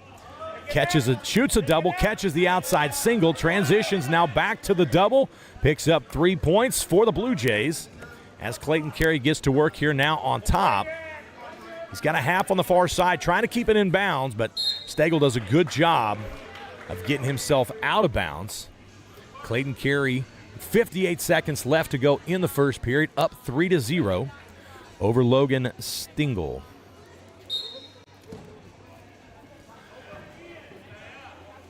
Carey been known to be tough on top. He is a bonus wrestler. He's a tough wrestler on top. Really tough from all position. This kid likes to fight. He likes to grind. He likes rough matches. He's a tough kid, just a sophomore, but wrestled the entire year last year on varsity, nearly made it to the state tournament, and definitely wants to be on the podium this year's wrestling like it. Again, put on a lot of size over the summer. Kid puts in a lot of work. He's going to be a good one for the Blue Jays. And Logan Stengel down here on bottom, under 25 seconds. Here's a tilt by Carey. This is a tilt that could turn into a fall. This is tight. Roll through tilt, but man, he had that tight down around the seat belt, able to pick up a fall. That's a big 6 points for the Blue Jays. Nicely done by Clayton Carey. Logan Stengel really kind of got caught there as he got pulled down on his hip. That made for a tough out for him. As we move to 165 pounds, Eric Roy. 175 pounds, Eric Roy for Comanche is going to take on Bryson Hall of Guthrie. Bryson Hall, third last year at the state tournament, and is currently ranked number 3 at 175 pounds. Eric Roy for Comanche is currently ranked number 6 in the state. In 3A for Comanche. So number 3 versus number 6. Bryson Hall coming up from 165 pounds last year. Wrestling at 175 pounds this year. Had a good start to a aggressive season. He's scored a lot of points in a short amount of time. That is what he is known for. Bryson, big time on his feet, has added to his game last year. Scored a lot from top as well. Always been tough to ride. Bryson, definitely one of the senior leaders of this Guthrie Blue Jay wrestling team. Eric Roy, Jr. There's a nice outside single now for Bryson Hall. Cuts back across for the double. A good read on Bryson's part. Roy tried to fight that to the left. Bryson felt that and moved in that direction, dumped him right on his butt, and was able to pick up an outside single takedown. Good job, Bryson Hall. He lets him go, and now Roy's in on a double leg of his own. Hall able to set down those heavy hips and stop that, but Roy not going to lay down for this one. He comes right back firing. Current score 3-1. Bryson Hall goes for the double. He's transitioning back to the same single he shot last time. This is where he finished last time. Now he's shelving the outside leg. He's going to have to come up as he gets 3 points awarded by referee John Knoll. Bryson Hall now up 6-1 with 2 of the outside singles, but Eric Roy showing that he's game here, fighting both those takedowns off, came up firing, and now he's going to have to go to work from bottom as we get under 20 seconds. I doubt Bryson Hall's going to want to let him go. So Roy's going to try to get away here. It's going to be a big deal if he can. Hits a roll through, gets the reversal. Holy smokes. Nonchalantly hits a Granby roll on the edge of the mat. I'm sorry, a Peterson roll. Wow. Nicely done by Eric Roy. Answers right back. gets on top at the end of that period, had Bryson Hall in trouble. Bryson, to his credit, did a good job of just bailing out and getting to his base. Score now 6-3. Bryson Hall goes bottom. He's leading. We'll see what Eric Roy can do on top here as he goes to work. He's staying behind the arms, keeping those hips heavy. Bryson Hall goes to that tripod stand-up. The quad pod stand-up. He's digging an underhook now. What a scramble here on the edge. Bryson Hall comes up with a leg. Technically, Eric Roy is still on top. Bryson Hall is going to get one as they go out of bounds. Clearly had the escape there. Guys, this has been quite exciting back and forth. Both guys getting near trouble here. It's always fun when two good wrestlers lock it up. It can make for a fun matchup when there's some parity. So these guys both hooking it up. Bryson Hall up 7-3. Goes back to a high C. Attack that same right side again. He sees an opening, and he takes it and gets another takedown.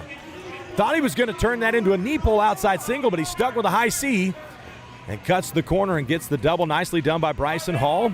He goes to work now on top of Eric Roy. Now remember, Roy was able to get to his feet at the end of the second, and he hits that Granby roll and nearly caught Bryson Hall on his back. Ended up getting 2 of the 3 points that he has, but now Hall wrestling hard on top. He's going to let Eric Roy go. Eric gets to his feet, gets to quad pod, jumps right back in on a single leg. Well, this kid is game. He's trying to get the points back, trying to stay in this match. Bryson Hall, though, heavy hips. Able to just stay out front and keep that hip heavy and score that 3 points. He's going to let him go again. That's going to get Eric Roy 3 more points. Hall goes for the double, this time finishing single leg on the left side. There's 15 seconds left to go. Coach Jaden Davenport tells him to ride him out. Don't give him another point. But we saw what happened last time. Eric Roy got a point of his own. Kid is definitely game. We're coming down under 2 seconds now in the second period. Choice is going to go to Comanche in the third. Comanche's going to put Roy down. Bryson Hall on top is going to go optional start, which is non-traditional, but typically this means you're going to let him up. That's exactly what happens here. And again, coaches are looking for bonus. Bryson Hall so far has the major decision. He's up by 10. Coaches are going to want to get him to be up by 15. He's going to need a couple takedowns in the third to make that happen to get the tech fall. Possibly catch him on his back, but look for Eric Roy to keep in this match. He has answered back a couple of times and put Bryson Hall in some trouble. This kid can wrestle, and he's going to try to. Hall's got a snap down here. Snap down, he's trying to get behind. Snap down, go behind. He got it. Coaches are telling Bryson Hall to cut him. They're going to try to get one more. And look at Eric Roy. He is game for this. Shoots in on a double. Tries to come up with the underhooks. He's trying to make something happen, but Hall in on a beautiful double leg to the finish. That 3 points for the takedown is going to put him up.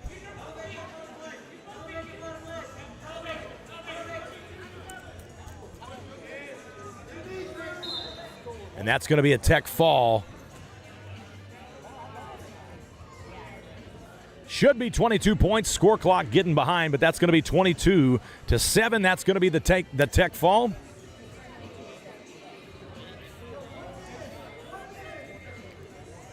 Referee's going to call that match tech fall, trying to do some math in his head while the match was going on. So hats off to Eric Roy for keeping track of the score when the clock can't.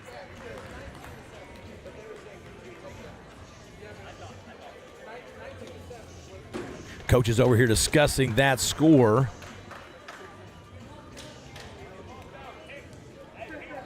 Trying to figure that out. I'll see if we can listen in.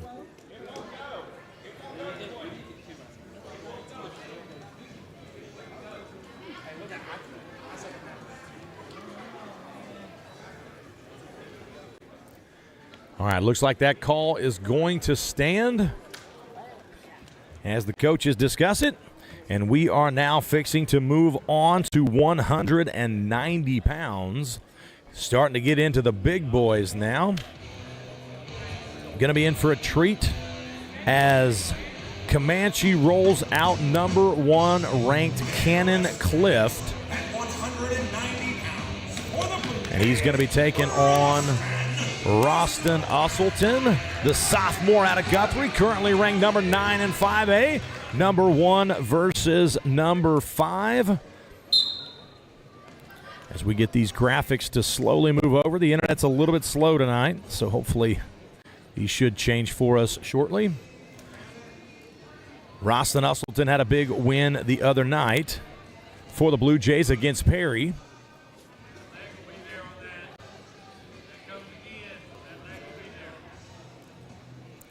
As these big guys tie up heavy ties, Roston snapped down. We saw him score with that twice on. He's trying it again. He gets behind, gets the takedown. 3 points for Roston Usselton early on. Very strong for a sophomore, very mature for a sophomore. Roston Usselton has had a lot of experience last year for the Blue Jays. He comes out here with a heavy tie, a big snap down, and he is on top of Cannon Clift 3-0 as he goes to work on top. Clift working hard here on bottom, trying to come up.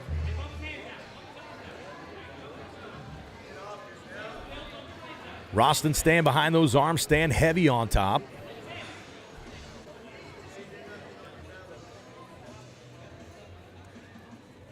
Stays back on those hips. Clift having a hard time coming to his base. Roston staying on those hips, keeping a lot of pressure on him. But now Clift is up, trying to work out. He's got a little peek out. He's going. He's going to tripod. He's going to quad pod up. He's got that far arm. I look for him to go for a roll. Here's a roll on the other side. Catches the Peterson. He's got the Peterson roll now. He got 2 points for the reversal, but no near fall yet. Roston did a good job bailing out, but he kept the arm. He's got a hammerlock, now a chicken wing. He's got the far arm. Boy, Clift crafty here. Chain wrestled right into all that. Now he's got near fall. Roston in a chicken wing. This is tight. Not looking good for Usselton. Can't see the far shoulder from where we're sitting. But boy, this is tough. This is tight. Not looking good for the Blue Jays. But Clift, holy smokes, at the whistle, gets the fall for the Indians. Holy cow. He came out firing there and did a great job. Roston came out, got a good takedown early, got caught in that scramble. Clift very crafty. Did a good job just scrambling for the 2, and then he came back and scrambled for the fall. Looking here now at 215 pounds.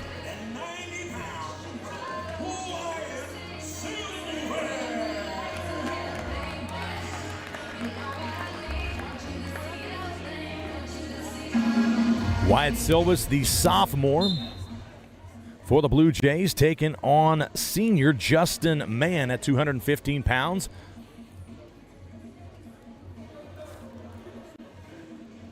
Mann weighed in at 212 pounds, and Silvas weighed in at 189 pounds. So these boys both wrestling a little under the 215-pound limit, but Mann's got a few pounds on Silvas. Silvas wrestled the Perry duel as well at 215. He bumped up for the team and picked up a big win for the Blue Jays. Now he's got the front headlock. Mann's got the Russian arm tie, but Silvas was able to pull his head under.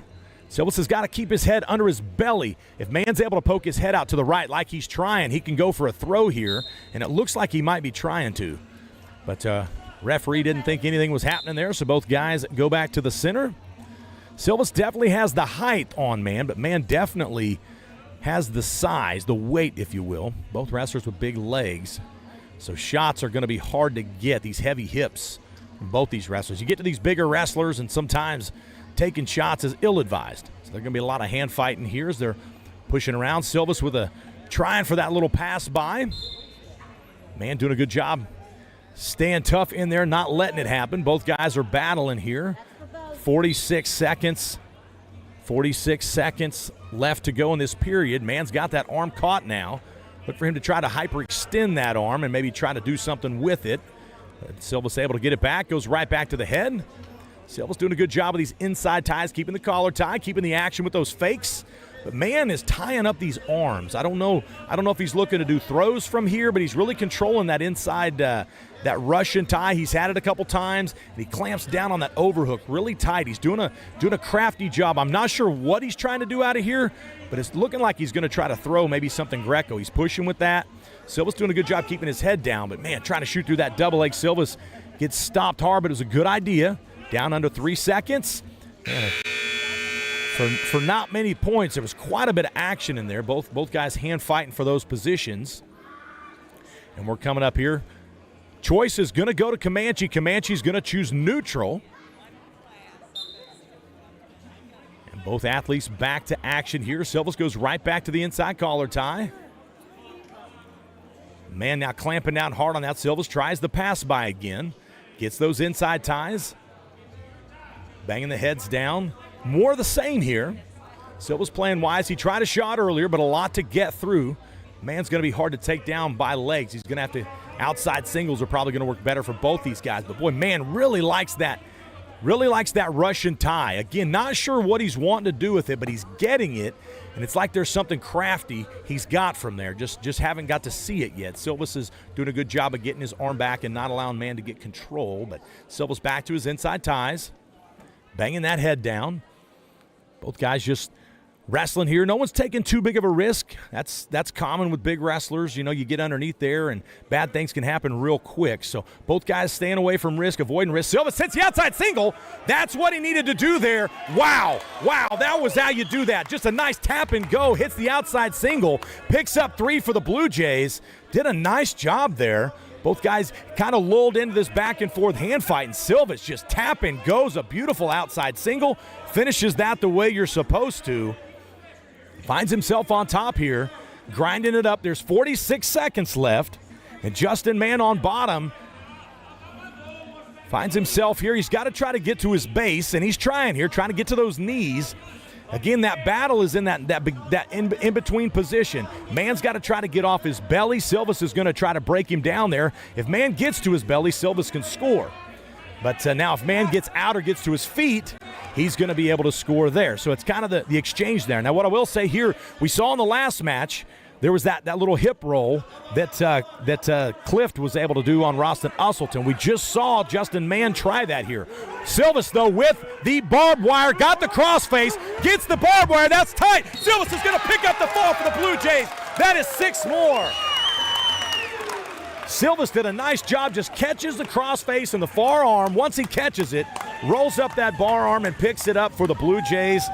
Just a great job there by Wyatt Silvas.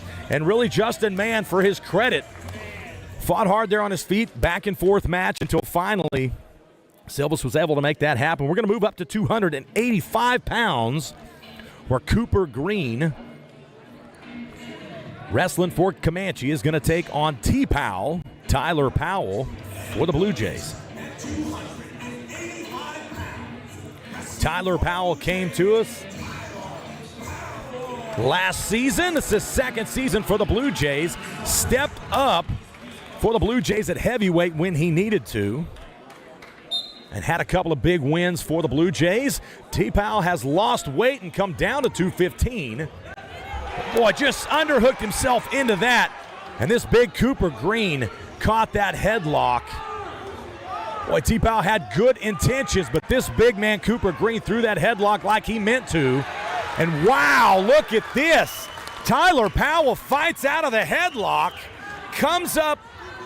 He was there the whole time, but only gave up 4 near fall, 3 for the takedown, able to get the reverse. Tyler lost a bunch of weight over the summer just from working so hard at wrestling. Now finds himself still wrestling at heavyweight. They're kind of shifting weights to try to fill all the holes. And boy, T-Powell, game tonight. He's wrestling a lot better this year than he had last year. He came up short against Perry, but in that Perry match showed a lot of good things until he finally got caught. Getting underneath these big guys is tough, but good Lord, Tyler Powell able to get out from underneath. But Cooper Green, to his credit, was caught in an underhook, throws a headlock out of it, and puts himself up 7-2. We talked about this before. He's running a chicken wing. Holy cow. T-Powell's got the chicken wing on this bigger guy. Cooper Green fighting as hard as he can, trying to get his arm out. Got his arm out. able to get his arm out. Wow, a flexible Cooper Green. Still up 7-2. Now fighting to keep his arms in on bottom, but Tyler Powell now trying to run a half on the far side over there. He's getting that elbow high. He's got the elbow broke over. He's got the elbow high. He's got this half put in, but man, Cooper Green, flexible for a big guy, fighting that off. You don't see that very often, folks. Big guys normally are not that flexible, but boy, big Cooper Green is able to keep his arms, boy, in contorted positions and able to stay out of trouble. T. Powell's going to have his hands full trying to catch up. But wrestling well. Cooper Green, 6 seconds left. Cooper Green is winning 7-2 over Tyler Powell of Guthrie as we're going to conclude this match. I'm sorry, this period. This first period is over. What an exciting first period. And now choice is going to go to Comanche. And Coach Casey Rowell is going to choose Cooper Green to go neutral where he had success. Bottom was a tough one for him. T. Powell goes right back to the underhook. And Cooper Green goes right back to the headlock. This time, T. Powell able to fend that off, almost like he set that up that time, but Cooper Green nearly caught it one more time. And now look at this. He's got the hammerlock. T. Powell's ran a chicken wing, a half, and now a hammerlock. I don't know if he knows what to do with that, but he's got it on his back. He's working now. And Cooper Green doing a good job of just being, now he's going for a cradle. Look at this. He's got a cradle on the far side. T. Powell trying to cradle up the bigger man. Holy smokes, he's got a cradle. T. Powell has a cradle hooked up, and the fall. T. Powell with the fall for the Blue Jays, picks up 6 more. Holy smokes. Tyler Powell, busy on top, picks up the fall on the bigger man. That is going to do it for the duel tonight, folks. What a fun, exciting duel. Comanche showed up tonight to wrestle. A lot of fun matchups we had. The Blue Jays are going to finish this duel 47-27 over the Comanche Indians, and it was a fun one for sure. Holy smokes, these last few matches have been a good time. Just want to thank Comanche again and Coach Casey Rowell for stopping by Guthrie on their way to Enid. They brought a very game group of athletes tonight. We want to wish them the best of luck at this at this Enid tournament next week along with our Guthrie Blue Jays. I'm going to set aside for just a second. Got to make an in-house announcement, and then we will be back for the post-match show. The Guthrie Blue Jays would like to thank On-Demand Restaurant Services for sponsoring tonight's event. We want to thank all our sponsors for helping our Guthrie Blue Jays be successful this season. We would also like to thank Comanche and their crowd for showing up tonight. We want to wish all their wrestlers the best of luck tomorrow in Enid. And a special shout out to our team, Guthrie wrestlers, showing up tonight to support their Blue Jays. Have a safe night tonight, folks. We'll see you here next week.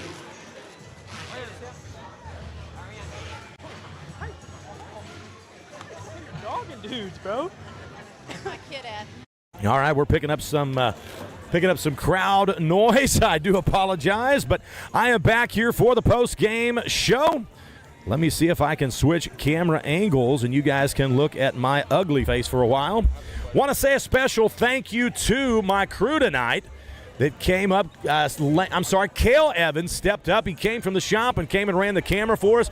Cale, a veteran behind that camera. We've seen a lot of good shots from him from the football field, and he was gracious enough to bless us with his presence tonight on the broadcast behind the camera. Want to thank referee John Knoll for all his work tonight, for coming out and seeing us. He did a great job.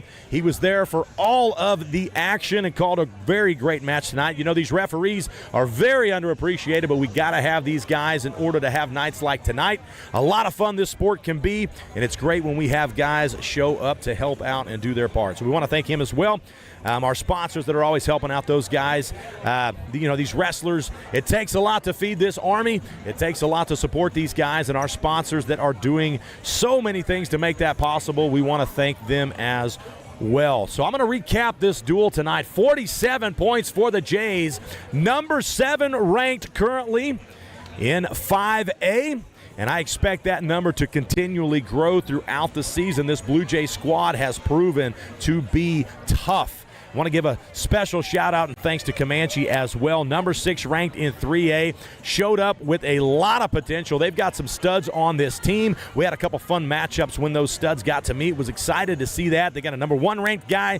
They got a couple number 2s and number 3s, so Comanche showed up as well. Fell short tonight, 47-27, but they definitely came to wrestle tonight. Just going to recap at 106 pounds. Joel Landry wrestled against Aiden Fry, and Aiden really kind of commanded that match as it went on, but Joel Landry had some good moments and wrestled well. If you want to look back, there's one of our, where am I at here? There's one of our team wrestlers, Guthrie wrestlers right there. We got these guys running everywhere, wanting to make the broadcast. But anyway, Joel Landry had a good night tonight. You know, Joel is a younger wrestler who, second season here, vast improvement from last year alone. We saw some good things out of him tonight, but Aiden Fry, number 10 ranked in a 3A, just a little bit too much for him to handle. Aiden just seemed to kind of always be ahead of the game there. Got into a little bit of danger throughout that match, but was able to come out on top at 113 pounds. Uriah Sisk stepped in for the Blue Jays against Chris Jackson. Also, Uriah came out wrestling. I believe he scored early, but Chris Jackson, the sophomore for Comanche, was able to pull off the win there. And I say pull off. He commanded that match very well and did a nice job picking up the win for Comanche. Now, Comanche won the first 2 duels, but there was weight discrepancies, or I guess weight issues for both guys. Guthrie's Joel Landry missed weight on, so he was not able to.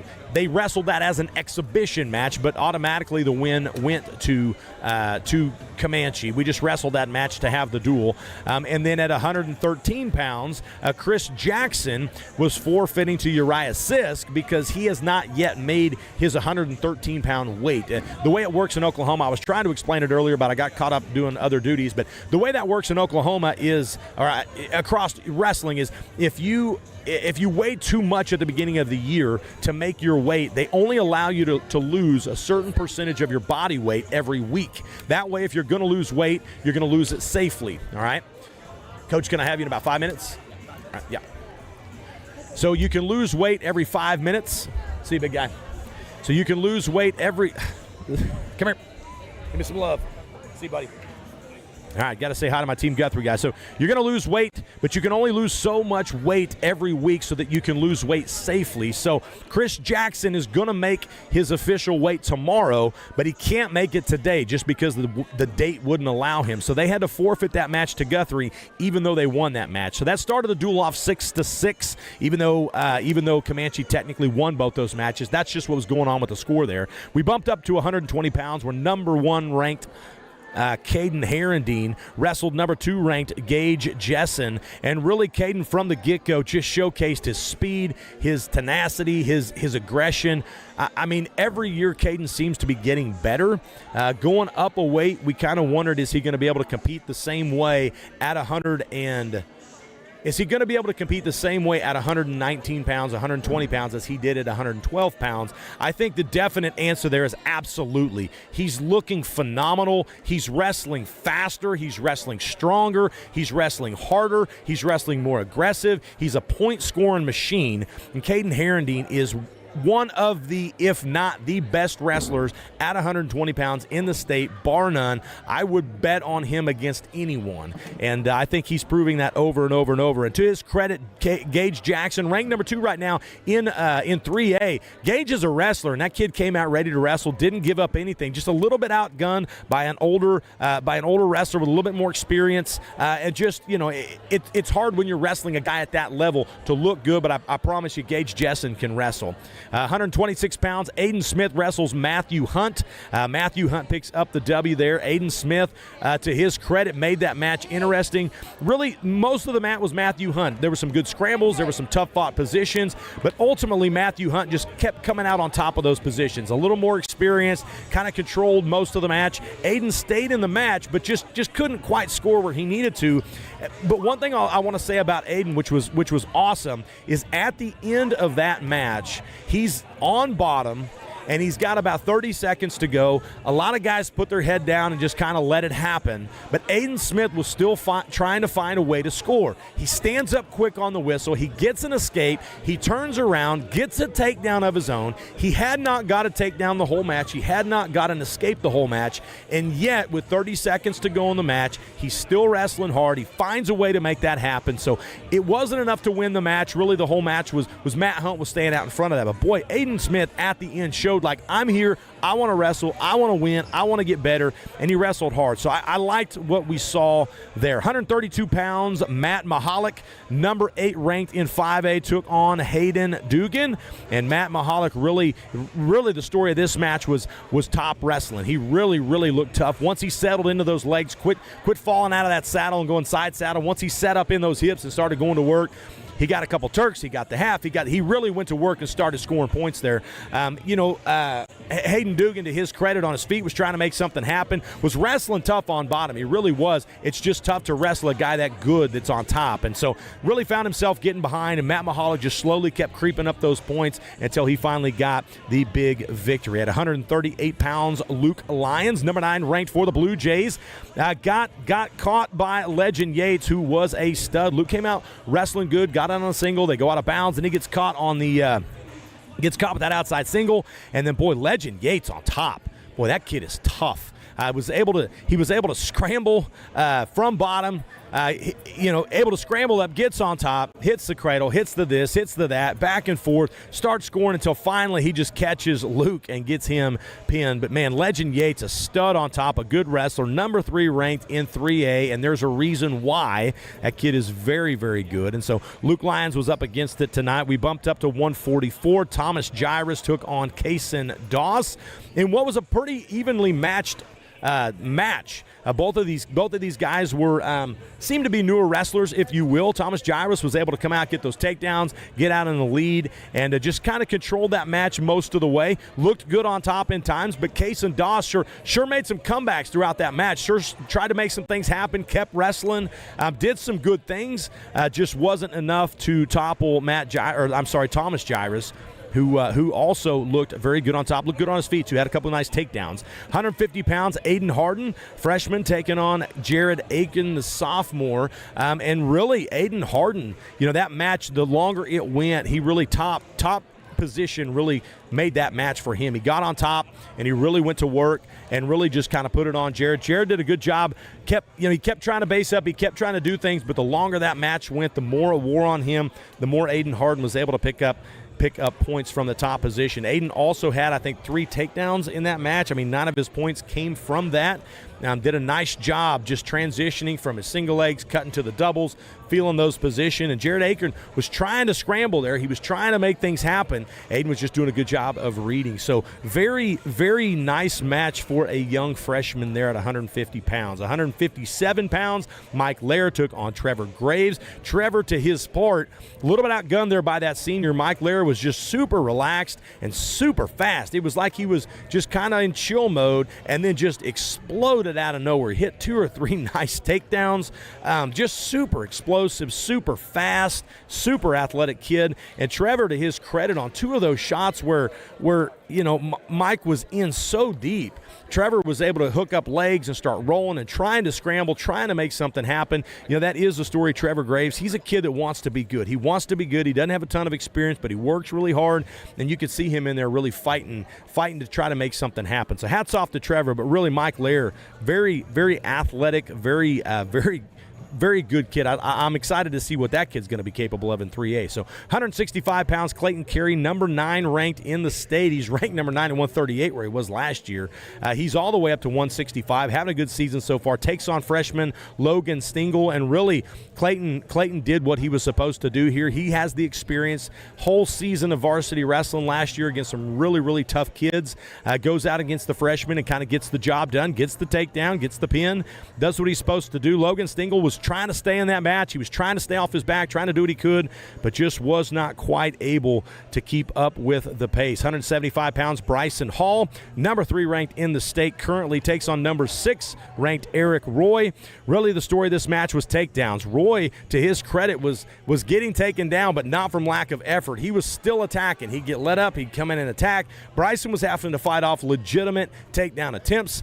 He scored a couple times from those snap downs and go behinds, and really though his offense, Bryson hits 3 takedowns to the right side. He hits 2 outside singles, he hits a high C on the right side, then he goes back to a high C on the left side, showing he can attack both sides of the body. Whatever he sees, whatever's open, he can do. Bryson Hall is a hammer. We are looking for him to do great things at the state tournament this year. He was 3rd place last year, kind of got upset in the semis. We were thinking we had a state champion, and this year he wants that state championship. He's wrestling like he wants that state championship, and really hats off again to Eric Roy. A little bit outgunned tonight, but boy, not from lack of effort. That kid's tough. He wrestled well, just a little bit outgunned at that weight class. 190 pounds, Roston Usselton takes on Cannon Cliff, number 1 ranked in the state right now.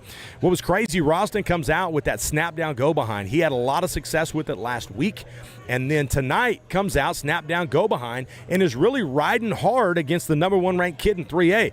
And I'm sitting there thinking like, wow, Roston Usselton, I mean, he has arrived. Look at this kid wrestling. And then Cannon Cliff hits basically a roll through Peterson, catches Roston on his back, transitions, hops on top, and catches Roston and pins him, and shows why he is the number 1 ranked kid in 3A. A little bit of a slow start, but came back with a thunder. So upsetting loss for Roston. He really came out strong, and kind of got caught there. But boy, once Cannon Cliff got going, man, that kid's good. So 215 pounds, Wyatt Silvas goes out against Justin Mann. And what was a kind of a back-and-forth match. They were both no points scored in the first period and really kind of filling each other out. Silvas takes that double leg shot kind of from outside, just trying to see if he could catch something. I'm not sure what Justin Mann had in that Russian tie, but it looked like he was trying to do something crafty, and Silvas just kind of manned his time. Second period, Mann goes neutral. Silvas hits the outside single. Next thing you know, he gets that cross face to the barbed wire and does what he does. He's pinned several kids in that this year. Tough kid on top. It runs in the family, I do believe, and so he picks up a fall for the Blue Jays.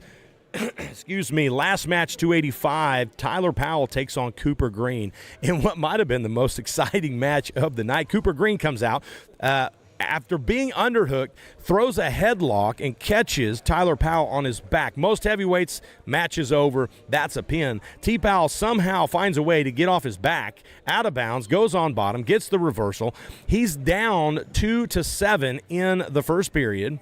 Comes back in the second. They go neutral again. T. Powell underhook. Cooper Green throws another headlock. This time Tyler Powell was able to get out on top. He does a half Nelson. He does a bar arm. He does a, what does he do? He does a hammerlock until ultimately he catches the bigger man in a cradle and pulls him on his back and gets the fall. And to his credit, Cooper Green was game. He was throwing those headlocks like he meant to do it. He was trying to get up off bottom, but T-Powell was just too busy on top, and ultimately too much for Cooper Green, who, boy, for a heavyweight has a ton of flexibility. I was pretty surprised to see him able to get out of that. So, folks, that's the post-fight. I say post-fight. We'll call it the post-match preview, and I am going to bring in Coach Jaden Davenport, and we will. He's going to get to hold the mic tonight. We're going to try. Let's go. There we go. We're going to try to do our normal, our coaching show. Our coaching show. Yeah. let me see if I can pull this up here. All right, here we folks. go. I am here with head coach Jaden Davenport. Coach, big time win against A tough team in Comanche, the Comanche Indians, 27 points, but the Blue Jays ultimately pull off 47 points. Talk to me about this duel. How you feeling? I feel good. I feel like our guys really went out there and competed very well. Comanche's a tough team, really tough team. They're very well coached, have some high-ranked guys in the 3A world, and I knew it was going to be a battle. We're still missing a few guys out there on the football field, and without them, our guys are having to step up big in these past two duels that we've had, and they really stepped up. This one really had me worried because I know how good of a coach Casey Rowell is. He's phenomenal, in my eyes, one of the top coaches in the state, and I knew it was going to be tough. I knew they were going to be really well coached and search for what their style is, which is, they have really good with elbow offs, and they're tough on top with their tilts, their wrist control.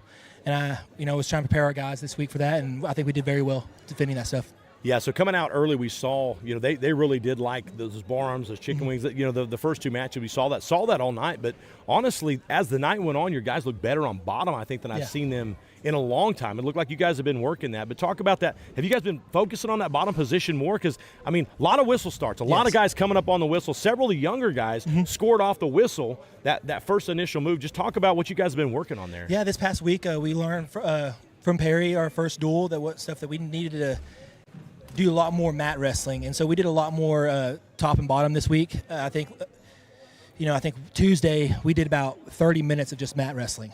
That's all we were doing. We're working just sit-outs, kazonis, tripoding up, getting to our feet, staying sealed off, fighting hands, and being controlled on bottom, not letting the chaos get the control of us, and so staying really compact and just working for one thing at a time, controlling one hand, and just slowly getting to our feet, not panicking, knowing the positions.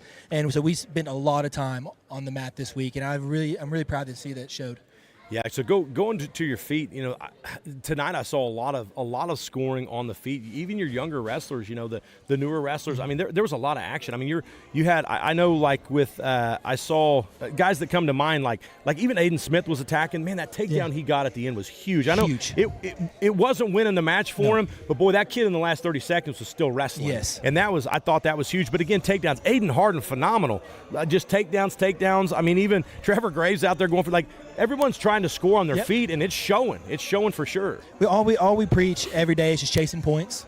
That's what we preach, and I'm proud to see that our guys are going out and doing that exact same thing. And with the guys, we had a game plan. We're hunting for our high C's, our sweep singles. We're clearing ties very well, keeping our hands moving, adding fakes into our offense, keeping the guy guessing. And that's what we preached this past 2 weeks actually, that fakes are key. Fakes will keep the guy guessing, and it'll open up your attacks even more with your fakes, and just kind of using your hands and feet as together and letting them work and not being stagnant in our ties. So I think it really showed. We were preaching. We had to be hard on the guys this week, especially our younger ones, knowing the roles that they're going to have to step into. We got an Aiden a lot this week on not wrestling the other guy's match, wrestling your match, and he really went out there and did it. He hunted his high C, went on top, dug his wings, got a leg in, went to a Turk, and I'm really proud of him. And a lot of our younger guys, Thomas, Trevor, they were having to step up, and they really did. One thing I really worked on this week was baseline defense when kids are in on our legs, and Aiden, 9-day difference from the first match. Yeah. That first takedown he gave up, that kid had to work for a full minute 15 seconds to get that takedown. 9-day difference. And speaking of that last takedown, then that was huge. That saved bonus points. And in a duel like this that was tight coming down to the end, bonus points are huge. So that showed a lot of heart and a lot of character from him, grinding out and getting that takedown. So I'm extremely happy the way he looked tonight. Yeah, going back to Aiden's match, when a kid's he's losing the match. He's not winning that match, barring a big move. And instead of just going for broke and quitting and kind of giving up on, dying on the hill, he decides, no, I'm going to get off bottom because I've been almost out this whole match. He finally gets off bottom, and then he turns around and says, you know what? Why don't I just go get a takedown too? Yeah. And it's like finally figuring it out is just you got to be excited with these young guys. That's a huge sign of character coming from them. We were back there in the hall before we ran out. I always say, in these dual scenarios, you're not just wrestling for yourself, you're wrestling for the man next to you. And I really showed that everybody was really wrestling for each other tonight. You know, they were trying to find their hardest, getting off bottom. When they're on their back, they fought. They were hunting bonus points, and they're all doing that for the man next to them. And I'm really proud that showed today with our character and how we go out and approach each match. And you know, I always tell these guys, you're never down. You're never out of a match. You have to give yourself opportunities and create flurries. And that's what Aiden did. I mean, he was on bottom. He got to his feet, and he gave himself opportunities to go out there and score points. And that's what we tell these guys. You know, we cannot just sit. We have to give ourselves, create motion, create movement, and that's going to lead us to scoring points. Yeah, so, you know, one thing that sorry, I keep moving this camera. I fidget too much. But no, one thing – you know, it seems like the last couple of years, the top end of your lineup has been stacked. Yeah. And so you graduate 2 studs at the top end, and you follow that up with a 75-pounder that's a stud, a 90-pounder that's a stud, your 215s coming on, and your heavyweight. Now, you're winning the last 4 matches, these last 2 duels big time. Talk about that, just what looked like it was going to be a big hole. Now your big guys are really running away with duels again. They are. The past two duels, they have really closed it out for us, and they've really stepped up. I mean, Wyatt tonight, huge match. You know, Ralston went out there and fought and wrestled the number 1 kid in 3A. Took him down. We got in a bad position, and we let him get his hips out and ended up in a Peterson. And, you know, that's going to happen. You know, he got a little down, but he was in good spirits afterwards, knowing that he's going to be able to get that back hopefully this weekend and get able to face him at Mid-America. Wyatt, though, you know, going to that match, didn't know a lot about that kid. And Wyatt, one, listening, not forcing anything, you know, feeling the guy out, hit a beautiful sweep single. I mean, that kid's face bounced off the mat, that he disappeared underneath him, and then listening on top. I mean, he's grinding on top, you know, being physical, and then he punched that barbed wire and he ran it. I don't know if you heard me scream. I screamed barbed wire, and he heard it, and he ran it, and went and got the fall, and that sealed the deal for the duel. Yeah, Coach, everyone heard that. Yeah, you probably heard that in the city, I know. But then Tyler, man. T-Pow, man. Tyler, that dude, you know, he weighed in today at 207. Golly. He came in, he's lost about 20, 30 pounds. Boy, he wrestles like it, too. He's moving so well. He moves so well, and he's so flexible for the size he is. You know, he got hit in that first headlock showing with the slide by, and then I screamed at him next time, hey, sweep singles only, and he kind of goes back to it. It scared me. And then, you know, being able to punch that crossface, I mean, for only wrestling a year, I am so impressed with that kid. Just the improvement from last year is huge. Yes, he really wants to be good, and he's taking every single day, having a purpose to every single practice, and it's really shown. And, you know, when you look at him, he does not look like he's only wrestled for a year. Yeah. And he went out there and just extended the point score, made it look better, and got himself a win, his first win from this crowd. So it was really nice to see that. Yeah, for sure. So got to talk. I can't leave this interview without talking about Caden Herendeen. You know, that kid last year, obviously the best kid in 5A in the state, you know, and arguably one of the best at any weight at 112. He bumps up to 19, and really the question was, can he fill out the size? He's always been smaller. Not only is he filling out the size, but he hasn't lost a bit of his speed. No. Somewhere along the line, he's gained a ton of confidence. Yes. He's added movement. Yes. Like, he's better at 119 than he was at 112, and it shows, like, his senior year, this kid is on fire because he wrestled a kid that was game, a top 5 ranked opponent, and really just walked away with that match. Yeah. And, you know, watching him in the open tournaments and watch him here, this kid's on a mission. His mind is in a different place than I've seen it before. Oh, man, Caden's confidence is through the roof. You know, every single day he works his butt off. Yeah. He works his butt off. He was in the weight room, gaining muscle. He's getting ready, not only trying to make another statement this year and try to be one of the best wrestlers or the best wrestler to come out of this school. That's what his goal is, and then he's preparing on to go on the next level. Any college that's going to be wanting him is going to have a great 25-pounder because he's only getting bigger. He's walking around about 25, 26 and only going to be, you know, gaining size. And so he's preparing himself for the next level, and then we treat him as such. We treat him as a college wrestler right now. We push him every single day, movement, and just never being satisfied. His goal is to tech or pin every single kid this year. And, I mean, he's wrestling. His kid, I mean, Jessen is a great kid. He's tough. But I think that just shows on the skill level that Caden has on, even against top kids in the state, he still is teching these kids. Scoring points. And scoring points and hitting, I mean, that's probably one of the dirtiest moves I've seen with that duck. That last duck was freaking dirty. And, I mean, I looked at Jeremy and I was like, dude, that was slick. Yeah. I mean, he does that. I make that face a little stink face that like that crap is nasty about every single time he wrestles, because he always does something that's so nasty that you're like, dude, he just disappeared underneath that guy. And he's always hunting, always going forward. You know, he's a kid that's always worried about his shape, but he's perfectly fine with his shape. Well, I will say, with full disclosure, I don't know if I should tell you this, but I'm really saying this for the coaches in the future. I was driving to work this morning, and I leave pretty early, and I was driving one direction. Caden was running home. He was already an hour ahead of me, and he was about a mile from home.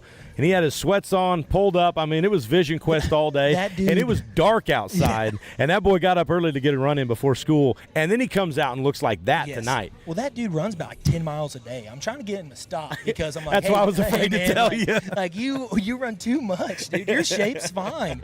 Like, you don't need to do it. But he is always keep on trying to push himself. I mean, that's one thing about him. He's always trying to get better.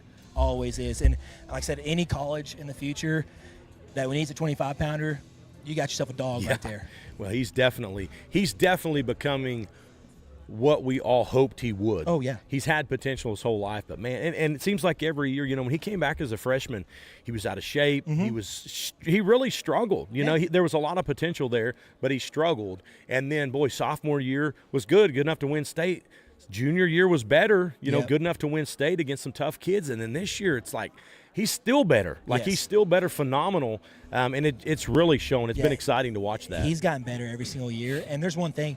He's had to work every single time he's won a state title. He's went up against returning state champs, returning runner-ups. Last year he had two runner-ups and a state champ in his bracket that he had to go beat, and he went and got it done. I mean, he does not shy away from competition. He will go chase. I mean, heck, he was like, hey, coach, like, can I bump up to 26 and wrestle, like, even better guys? And we're like, hey, man, like, chill out a little bit. So he's always chasing tough competition, and he's always chasing points, and I love watching that kid wrestle. Don't want to get out of here without talking about Bryson Hall. Number 3 ranked right now. I got a feeling that's going to change. Yeah. But, you know, for now they got him at number 3. Wrestling a ranked opponent in Eric Roy, who, to be honest, was game. Yeah. You know, but Bryson was still able to just get takedown, and they weren't easy, and they weren't, but just methodical, kept going, kept wrestling. Another senior that's on a mission. Bryson looks better than he did last year, and he looked great last year. Just talk about Bryson and just his evolution, and I mean, he's clearly focused this year too, just like Caden. That kid's wanting to do things, and I think he's wanting to go on to the next level. Against wrestling another kid that was game, that's a stud in his own right, and really just, I wouldn't say he made it look easy, but boy, he just kept going, kept scoring points, finding hard points, and when he couldn't get the turn, fine, I'll get takedowns, because he wanted that tech and he got it. Yes. That's one thing about Bryson. He never gets discouraged when he's out there, because you know, he's up at a weight class. He's gone up a weight class almost every single year, and right now he's up at 75. And those kids, you know, they're not really doing much on bottom. They're kind of clamming up. They know that Bryson's really tough on top, and they're trying not to get turned. And it's really hard when kids do that to actually go out and try to get a fall. And, you know, we let him work a little bit, and then we all know that he can go have a takedown clinic with anybody. That guy on his feet, he gets moving. He has beautiful snaps, great leg attacks. But he has changed night and day mat wrestling. You know, when he came in as a freshman, and his freshman sophomore year, he was a straight feet wrestler. Couldn't get off bottom. Straight feet wrestler. And he couldn't turn anybody. No, and last year, he is a dog on top and bottom. I mean, no one can turn him. On top, he is consistent with his chops. He is bought in. He is working our system. He is getting tilts, getting turns, riding anybody. And then when he's like, I mean, looks like I can't turn you, I want you to just cut you and go get a tech. And it really helps out with the new rule change with 3 points that they get a little quicker. The techs get really, really quick. So, you know, Bryson is probably one of the best leaders that came through Guthrie. It's phenomenal in the room, and he is just probably one of the most complete wrestlers that we have and that we've ever had come through this program. And I said about Caden, if any college needs a 65, 74 pounder, dude, you got a good one right there. Yeah. A good one that loves the weight room, loves the grind of wrestling, and it will always go out there and try to win every single match that he's in, and he will not shy away from tough competition. That's one thing you can say about him and Caden. They always want to chase the best to measure themselves, and that's one thing that Bryson's done. Like, we're going to be chasing a few people this year to kind of, you know, change these rankings. And like you said, I think it's going to change pretty quick whenever people will see what kind of wrestler he really is. Yeah, for sure. So tomorrow, you guys leave. You're leaving tomorrow, right? Yep. Yeah, tomorrow morning you leave for Enid. Big tournament this 6:15. weekend.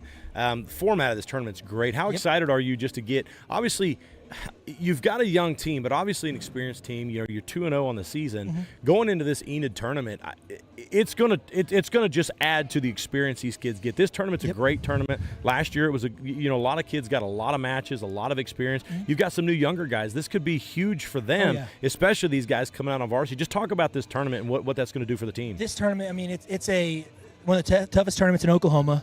It's a national tournament. We have teams coming from Texas, Utah, Colorado, Kansas. I think there's even like New Mexico, Arizona is showing up this year. There's the toughest teams in Oklahoma that's going out there. We go and it's a pool day the first day, which is great, and then we go and start bracket play the second day. And these kids are going to get 6-8 matches against really tough competition, and they're going to be able to measure themselves and really see what they've been doing in the room and how that's going to work every single time out there on the mat. And they're going to have 6 to 8 matches to go try and do that and try to better themselves. And you can't ask for a better tournament to start out the year, especially in a pool tournament like that, getting a lot of mat time, like I said, especially for these young guys. And like I said, they're going to be able to wrestle some of the top kids in the country down to some kids that's more their competition, that's really going to give them battles. So they're going to have matches from all aspects. And I really love that about this tournament. And like I said, it's just a fun tournament to kick off the year. Yeah, really our best wrestlers are going to get to wrestle some of the higher-end wrestlers. And our less experienced wrestlers are going to get to compete against some of the lesser experienced wrestlers and everything in between. Yes, everything in between. And 6 to 8 matches in 2 days is, that's one of the things. I don't know, the people at home, usually at a tournament, if you're not one of the studs, you get beat out early and you might pick up 2 or 3 matches in a weekend. Meanwhile, the kids that are really good might pick up 5 or 6. So they're getting more experience and getting more better and than the kids that are getting beat. But a tournament like this, everyone wrestles both days. Everyone wrestles the whole time. Every round, everyone wrestles. And so it's such a huge deal for the development of wrestlers. I wish they would do more tournaments like this because I think it would make Oklahoma wrestling better. I agree. You got to give kids an opportunity to compete, and not just against – you got to give them to compete in matches where they can get 3 periods. 3 periods, whether they win or lose. Wrestle all 6 minutes. How much better could they get? Well, this weekend we're going to get that, and I'm excited to see when they come back, from after Christmas, what that's going to do for this team. Because iron sharpens iron, and you only have to go to the best tournaments in the state to be able to get that.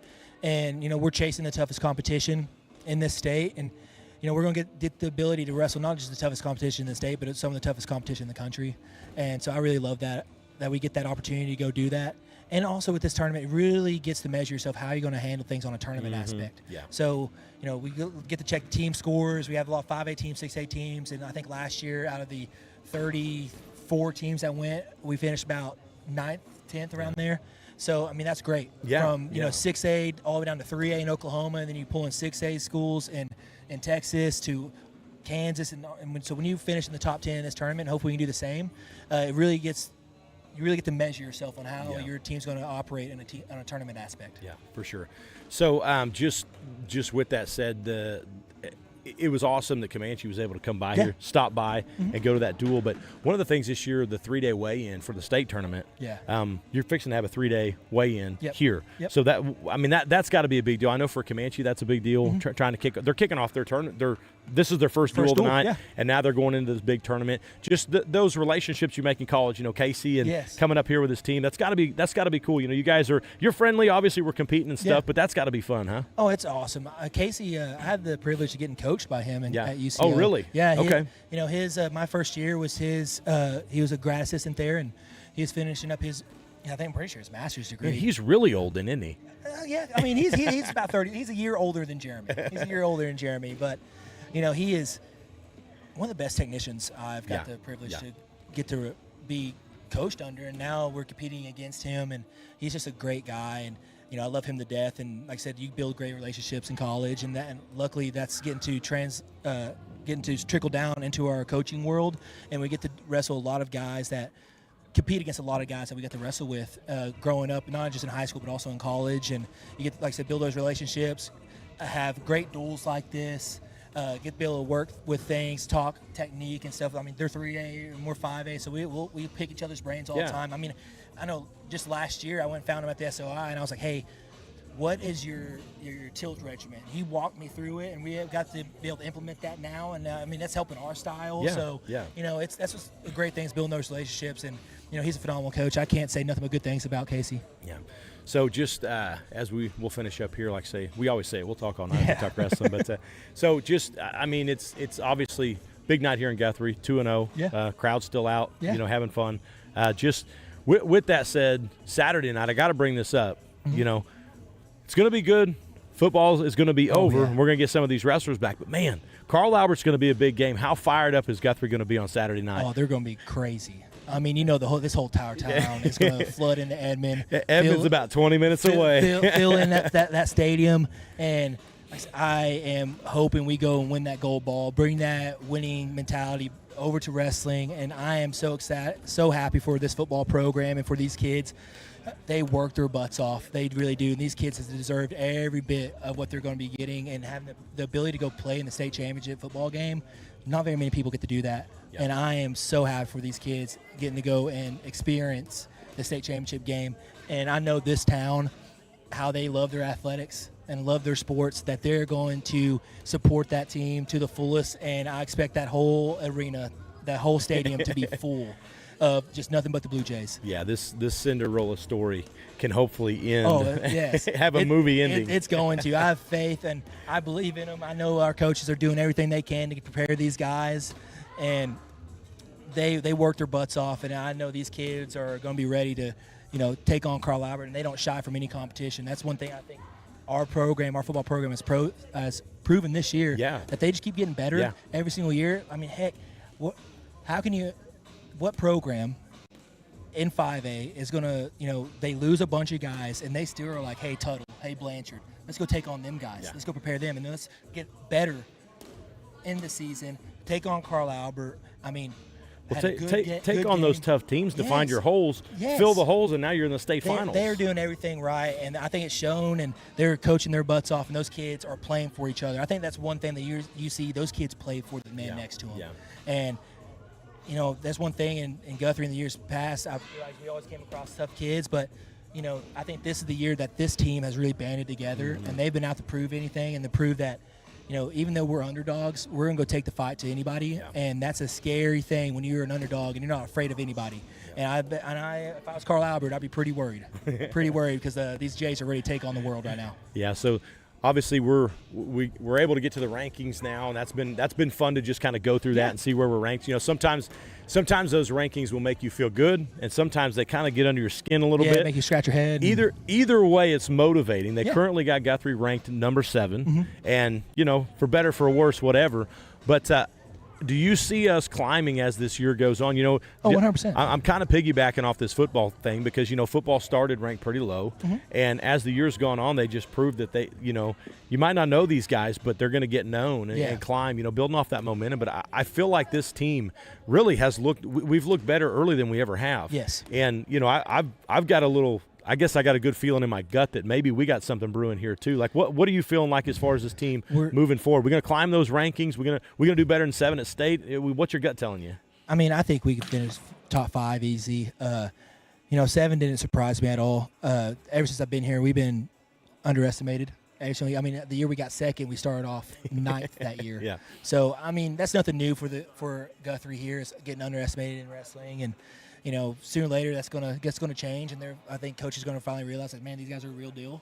There's a lot of coaches out there that know our lineup and they know what kind of wrestlers we are. Then there's some guys that still think that we're like 14th, 15th. Yeah. But I don't really listen to rankings. We just take one day at a time. That's our thing, is trying to be better than we were the next day. I mean, the day before. So that's one thing that we always preach is, if you run into yourself from the day before, could you beat the crap out of yourself?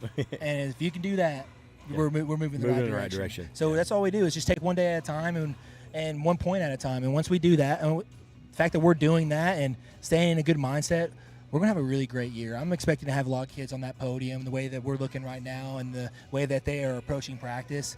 We're going to have a great year, and we're going to shock a lot of people in 5A. Yeah. So last thing I'll talk about, we're talking about rankings. I pulled up all the rankings just from our team. We got 6 guys ranked in the top 10. Like, that says a lot about our program, and only 2 of them are seniors. Yeah. Well, I say 3 of them are senior. The other 3, you've got guys ranked that aren't seniors, that aren't upperclassmen, and you've still got some hiding that nobody knows about. Yeah, there's still some that's going underneath the radar. We have a few kids that's going to be like 3 of them that's probably coming off that football field that's not ranked that will be. Yeah. And I'm expecting to have probably close to 10 guys ranked in the top 10 in 5A by the end of the year. Yeah, what's that say about Guthrie wrestling? It's come a long way. We're moving in the right direction. We're moving in the right direction. I mean, 9-day difference from when I first started.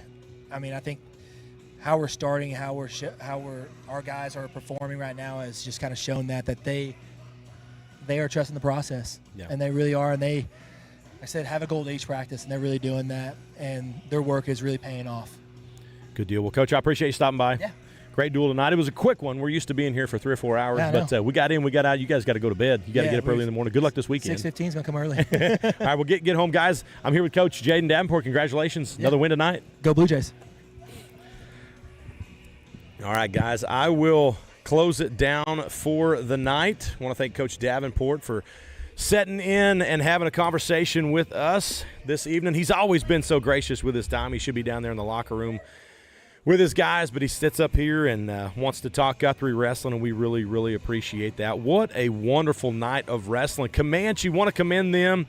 Comanche Wrestling, Coach Casey Rao, just another UCO guy. I'm a UCO guy. Coaches are UCO guys. You see these coaches everywhere, and what a treat he is. An amazing technician, like Jaden said. He's a great coach, has done great things in Comanche. Brought a game team tonight, a young team, but did well.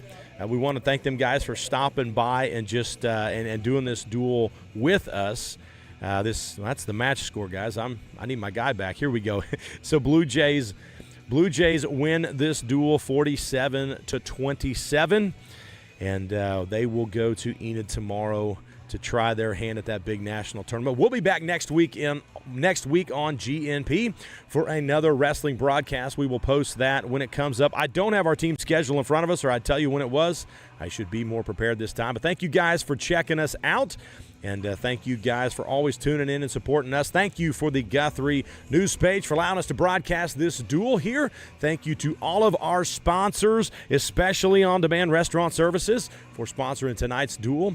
I want to thank everybody that makes these things possible. All the boosters, all the fans, all the Team Guthrie kids, all the coaches, all the athletes, all the parents. Team Guthrie Wrestling, just Guthrie Wrestling in general, is growing. It's becoming a staple in this town, and we really appreciate that. Just thank you guys for tuning in, and we will catch you next week when Guthrie competes again. Go Guthrie.